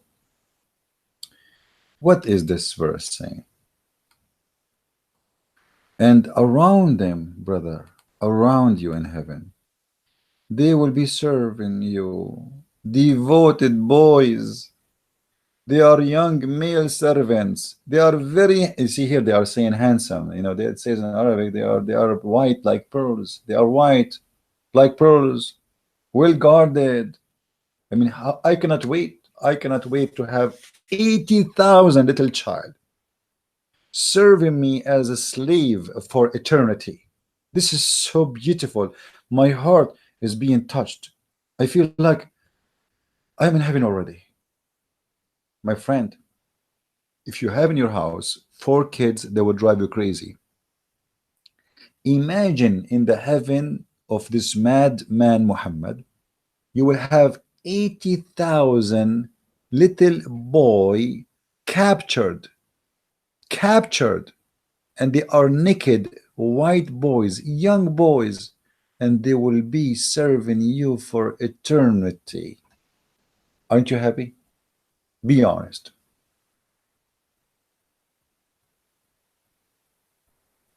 Be honest.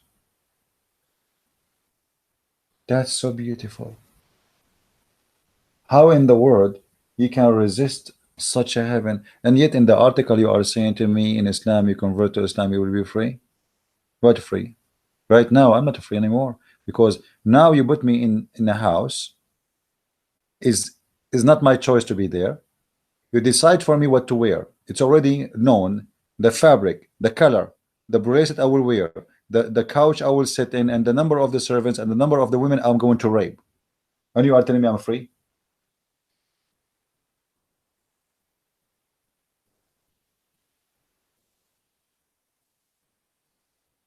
Where is the freedom?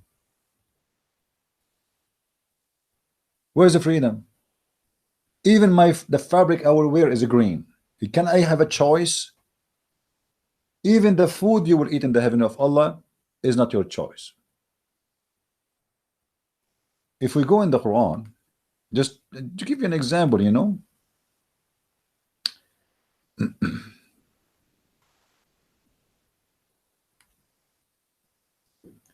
read carefully with me. What I will eat in the heaven of Allah?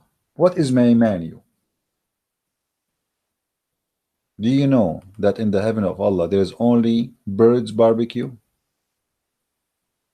Yes. لحم طير مما يشتهون. Let us see here.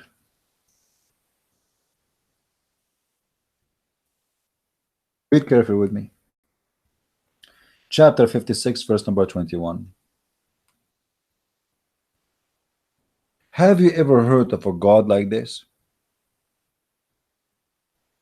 In this chapter here, actually, it's very funny. I mean, it's really. Here it says, and you will eat from the meat of birds that they may desire. So your menu, only birds. It doesn't say chicken. It doesn't say, we don't know what birds. Your menu, the meat in the menu is only birds. Where is the freedom? Now we are in heaven, but yet I'm going to eat for eternity only birds meat, chicken. Now I'm in heaven, but I'm going to wear a bracelet Allah He chose for me. Now I'm in heaven, I'm going to wear a green silk clothes for eternity, as if I'm a prisoner, or I am in the mad hospital, where everybody wear a uniform and you have no choice to take it off. Especially in the heaven of Islam, you don't even change the uniform, because according to the Quran, the clothes in the heaven, they will never be ruined, and they will never get dirty, and they will never have wrinkles. So I enter heaven, I wear the green silk fabric for eternity. And in the heaven, I will be addicted to alcohol, and I will be serving by youth who they are very young for eternity. And remember, those youth, they will not bleed, which means they will have sex with me too. And then I am going to be giving cups, and there is in my house there will be flowing fountains. And anyone remember those fountains? What is the fountain in my house? Who remember? Let us see how many of you. What is the time now? Man, the time go fast.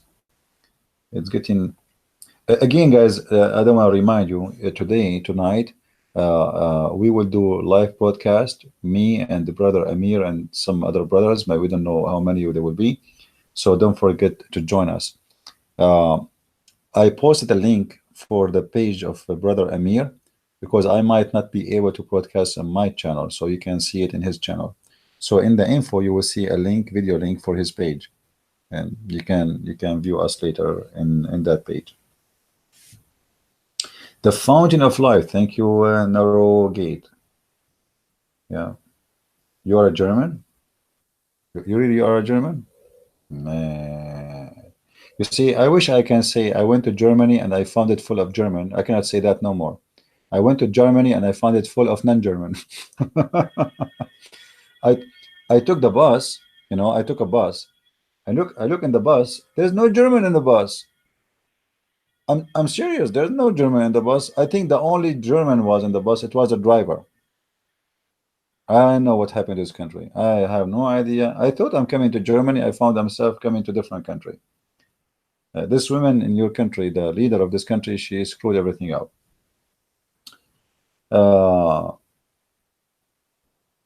Actually, I recorded the video yesterday while I was walking in one of the cities here, around me. I will post it later in YouTube. Now, going back to the fountains. You remember before we spoke about the fountain of youth. You remember that story of the Prophet Al-Khadr? Prophet Al-Khadr mean green. Al-Khadr mean green. And why he was called Al-Khadr, according to Muslims and according to Islam, not to me. because he drank from the fountain of youth, the fountain of youth. And since he drank from the fountain of youth, which you can see an example of it in the movie. It's called the Pirate of the Caribbean. I don't know which part. The fountain of youth, by the way, is old in many mythology, in many religions, in history, and today is still exists as a story. To the point we see it in movies. All kind of fiction movies. You will find always story of fountain of youth. Actually, let me see if I can find the hadith for you.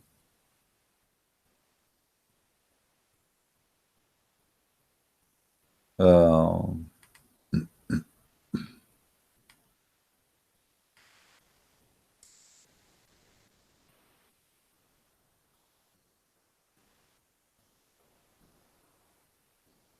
Let us see.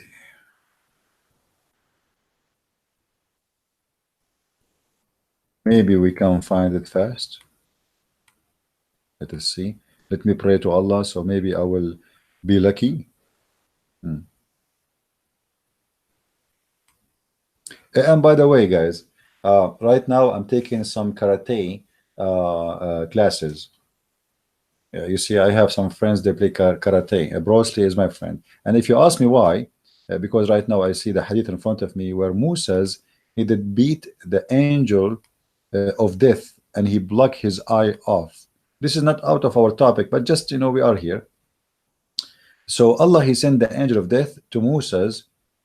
Abu Hurairah reported, Allah Messenger having said that the angel of death came to Moses and said, respond to the call of Allah, i.e. prepare for death. Now Moses is a very stubborn Jew. Moses, peace upon him, gave a blow at the eye of the angel of death and knocked it out.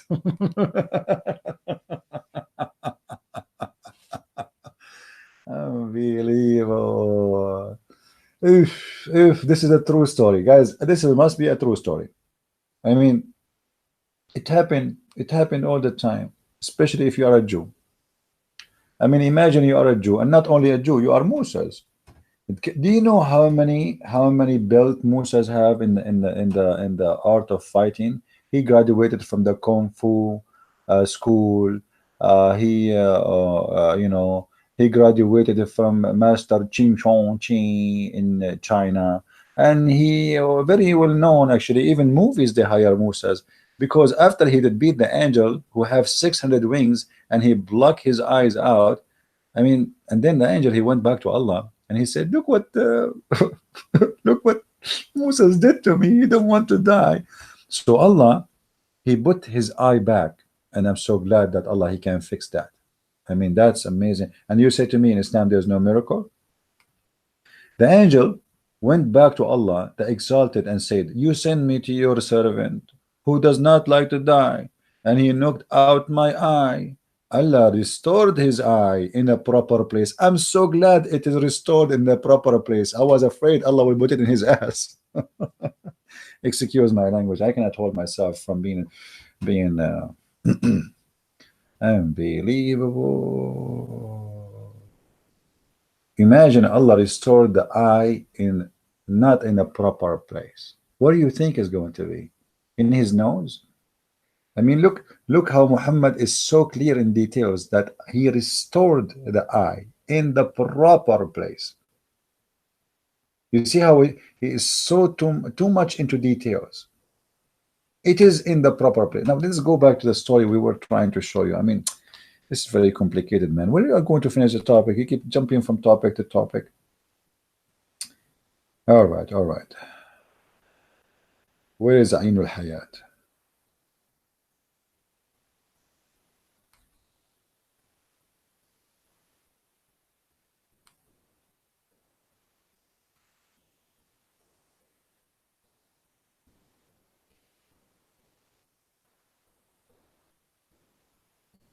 I'm trying to find.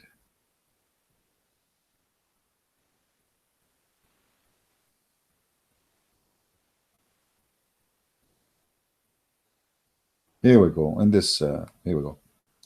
In this hadith here. And this is a Sahih hadith.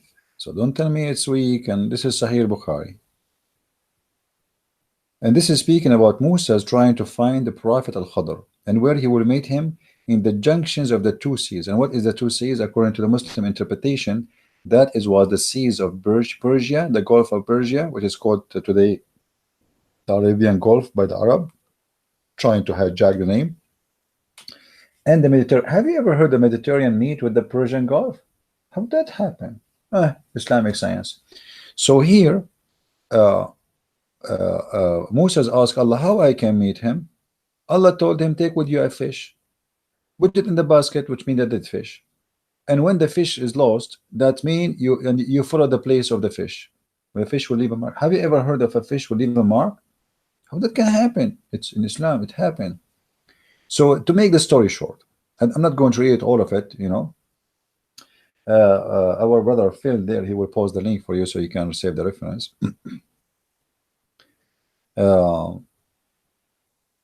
When Moses arrived to a spring called Ainul Hayat. Ainul Hayat means the spring of life. The one you call it in the movies, the youth. You stay always alive, you stay always youth. So the fish touched the water, as you see here, and none come in it and touch its water but became alive. Do you see it? This is a true story. This is not from the Caribbean movie. No, this is the one. And who is the one telling the story, guys? Show respect, please. Please show respect. The one who is telling this story, and this is the proof that this story must be true, is the Prophet Muhammad, peace upon him. And this is why, and this is the clear evidence that this story is absolutely true. Okay.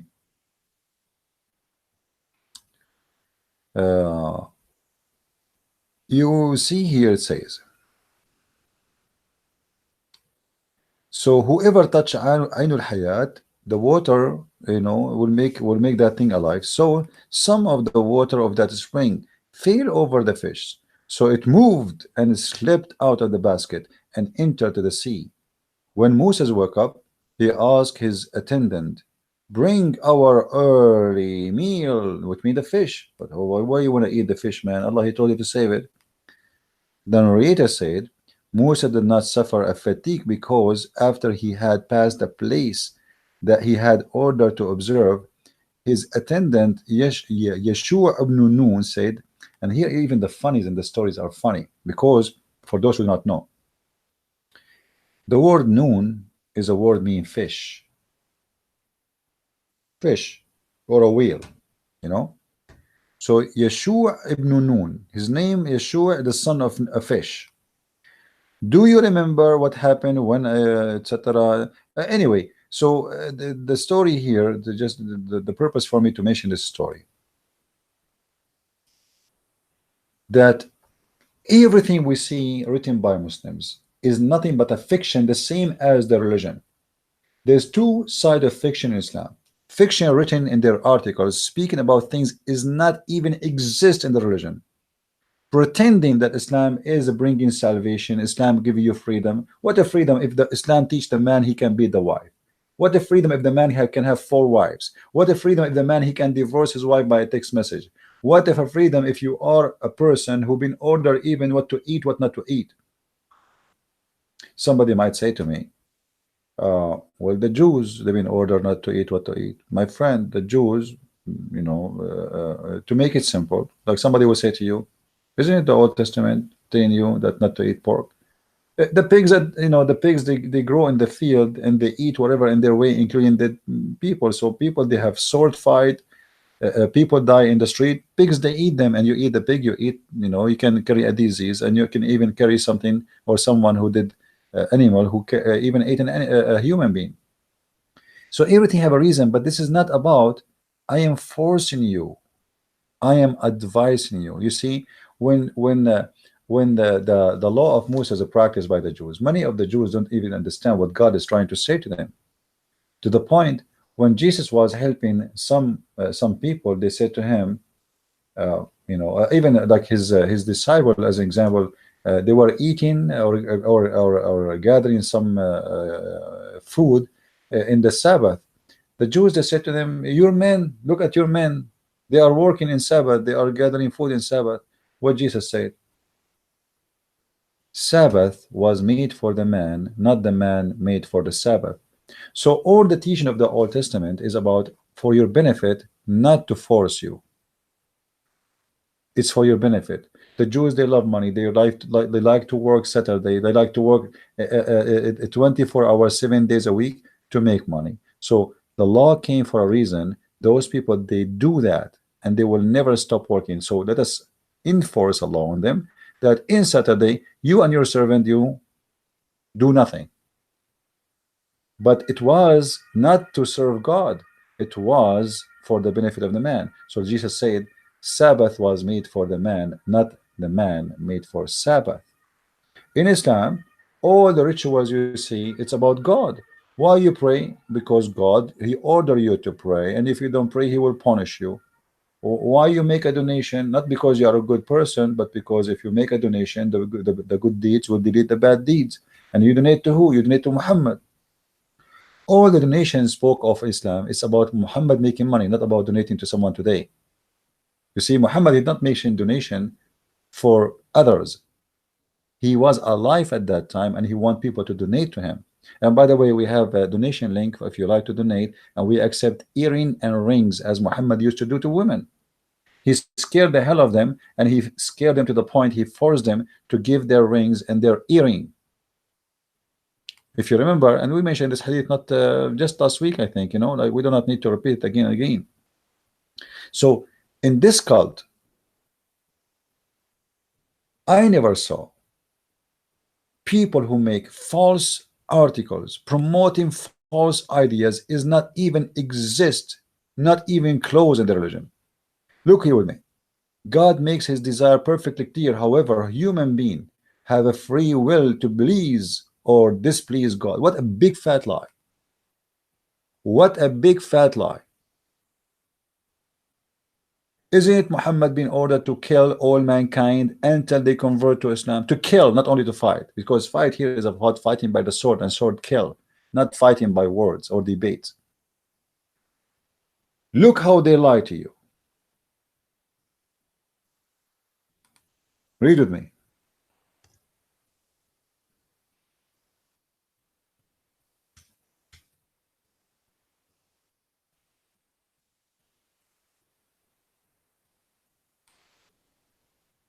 All those hadith in front of us is about killing anyone who don't believe in Islam.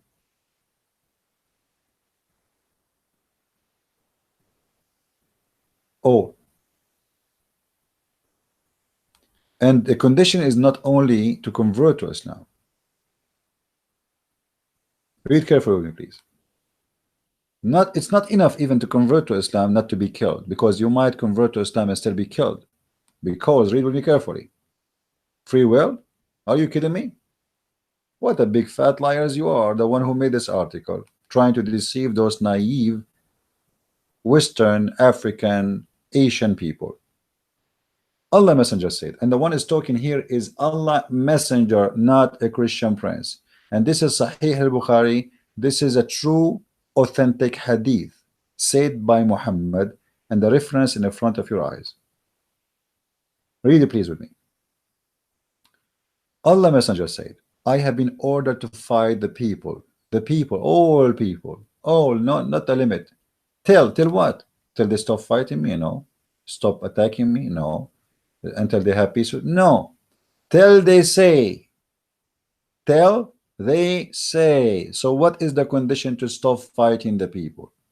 Is the following. Number one, you say what? You say the Shahada. And then you say, after they say so, they have to pray like we pray. It's not enough. You're not done yet. Now you say Shahada. This is the first step. The second step is you have to pray as we pray. Otherwise, I will kill you still. And not only that, even if you pray, you have to pray facing our Qibla, which means direction of the Qibla. And not only that, facing the Qibla is not enough still not to slaughter you. You have to slaughter as we slaughter, which means slaughter meat and food as we eat. And then, and only then, their blood and the property will be secured. From who? From us. So how you say to me, a free will, and you are free? And whoa, what is that, man? Do Muslims have a shame when they make those articles? You see, when Muslims write those articles, I don't know who you are, the one is listening. Many of you, they listen to me always, and many of you are in you. Muslims don't respect you, and the proof is in front of your eyes. Article is full of lies. They think you are a fool. They think by an article they can fool you and make you believe in such a garbage. Which one we will believe? What Muhammad said or what an article said? They lie to us. They say Islam always attack those who attack us. Read carefully with me. I've been ordered to attack, to kill all mankind until they do the following and the following and the following. And if they do that, even after they do all of this, if they break any of my conditions, I will kill them. Look what it says. Will be secure to us and will not interfere with them except if they broke what is legal in Islam. So even if you convert and you pray and etc., if you do something not what is legal, you leave Islam. You don't pray like them. You don't stutter like them. If you break any of those, you will kill you. This is why some stupid Western, like Muhammad James White, if you know him, the stupid Muhammad James White, who claimed to be a Christian priest or minister, he keeps saying that ISIS is not Islam. But this is Muhammad. Is Muhammad ISIS? Muhammad saying, if you don't pray to the Kaaba, we kill you. If you don't pray, we kill you. If you don't slaughter like we slaughter, we kill you. If you don't pay zakat, we kill you. So what do you mean ISIS is not Islam? In order to say ISIS is not Islam, you have to say Muhammad is not Islam too. And ISIS, they practice exactly as Muhammad said. Read with me here. This is different hadith, different reference, and it is authentic too. All right, read carefully. It's the same story. The messenger of Allah have been ordered to fight the people until they testify that there is none to worship but Allah, and Muhammad is the messenger of Allah, to say shahada, and until they establish the salah and pay the zakat. You have to pay him money too. It's not enough. Actually, there's a war. It's called the war of apostate. You can go and search it right now. Abu Bakr, he waged a war because people, they refuse to pay zakat. It's about money. By refusing to pay zakat, you are considered to be an apostate. As simple as that. Your blood is free. And Abu Bakr, he said, I swear by Allah, I'm going to wage war on them, even if the zakat was a price of a goat, little goat. They have to pay me, because Islam is only about money and sex and power. So if they do that, if they have that, then they will gain the protection from me for their lives and their property. Muhammad is a demon. Muhammad is a gang. Muhammad is the mafia. You see those mafia movies where they come to a store, they say, we give you protection, pay us. This is the jizya. Actually, the mafia business was learned by the people of Malta and the Italian because of the Islamic invasion to Europe. When the Arab was kicked out, the criminals took over and they practiced what the Arab used to do. The Arab, they used to collect the jizya. They force you to pay them as a protection. So we kick the Arab out, the Muslims out, and then we get the mafia criminals taking over the business because they learn from the Muslims how to do this gang business. And this is Muhammad, the gang leader. And yet in the article they say to us, you are afraid to believe or not to believe. I don't know if I want to continue talking. It's going to take me 2 days to finish this topic, but I think we made the point, and the point is so clear that this cult is a very disgusting, and deception is a way of life in Islam. I never saw anyone believe in any religion, regardless if it's a cult or not. lie as someone as he believe in Islam. They have no shame to lie. Please download my videos and share them with your friends. This video, maybe it's long, yes, it's long, but the purpose of having long, so we can cover as many we can. And still, really, we did not cover much. As you see, like we are here, what, for uh, more than 3 hours, 4 hours, I'm not sure. So still, we did not cover much. This is a very evil cult, and I need your help, guys. Please help me, help yourself, help your children's by spreading the truth. I don't want, I know, like, I appreciate people who help. They tell people about my books or they make donations. That is a help I really appreciate. But there's bigger help, is to help yourself. And how to help yourself? By saving your society from this cult. The Muslims are targeting your children to convert them, targeting your society to convert them to Islam. And any society will turn into Islam is going to turn into an evil person like Muhammad. Do you want really to have a society believe in this garbage in front of you on the screen? That we have to fight everybody until they practice this and this and this. And if they practice that, even if they break any of those, like if they don't pray, we kill them. If they don't pay zakah, we kill them. If they don't, do you want that? So don't wait until it's too late. They are spending hundreds of millions of dollars to deceive people and to spread Islam in your countries. And what we do here is a priceless. And sadly, very few people support what we do. However, the Lord is our supporter in everything we do, and He always make us meet the good ones. During my trip here, I met really an amazing people, and there's many more they want to see me, but sadly I cannot see everybody because some people, they are scattered all over and far away. But it's really amazing how much you receive. Like the place I am in right now, I'm a guest in a house. They were so happy to have me. Very, I'm not going to describe how beautiful the people I met. They are really beautiful. Yesterday we went out. I mean, those people, they are great. They are. I cannot explain. I can't explain really how happy they are even to sit with me. So I'm blessed by having you, all of you. And really, I have a family, and my family is bigger than you can imagine. And that is the family of the Messiah, the Christ, the family of love. Wherever you go, those people, they provide you with love, for all the love is coming from one. His name is the Messiah, the Lord, the Savior. He is the one we need, not someone like Muhammad, want to force people to believe and to eat and to drink the way he wants, to slaughter as he slaughter, to pray as he wants you to pray. This is not from God. This is absolutely from the devil. Shedding blood, war, fight, killing, hate cannot be from God. Peace and love is from God.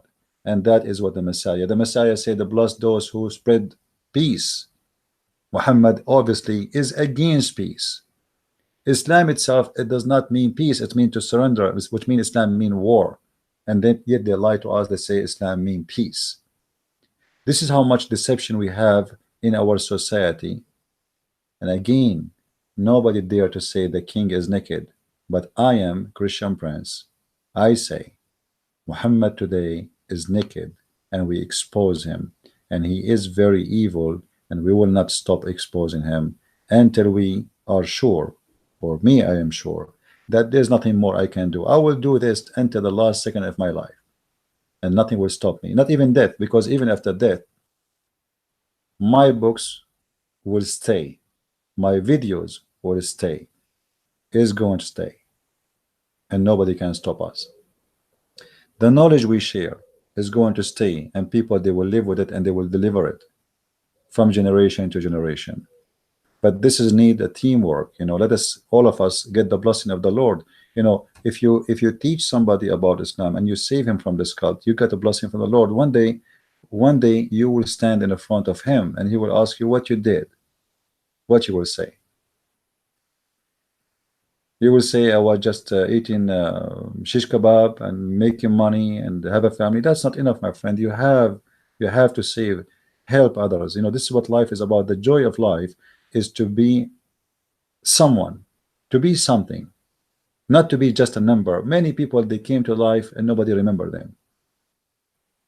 There's two ways to be remembered, either to be evil or to be good. And good is not about being good for yourself, it's about being good to others. This is why you see the Messiah, he never speaking about being good to yourself as much he's speaking about being good even to your enemy. That is the message of the Messiah. For God is good, you better be good.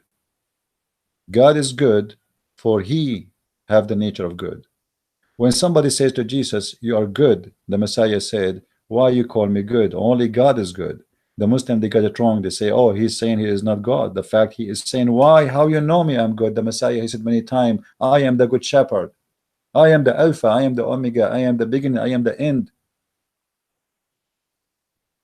The Muslim, they say to you, why Jesus is God? It doesn't make sense. How Jesus can be God, but he is, or Son of God, and he is being crucified. If this is a reason, then you should believe in Jesus as God before us, because according to the Quran, Jesus was not crucified. This is how hypocrite their logic, and this is how false it is. So then let the fool you. You're smarter. God gave you a brain, use it. I am here just to help you, but not to think for you. Think with me. Use your brain.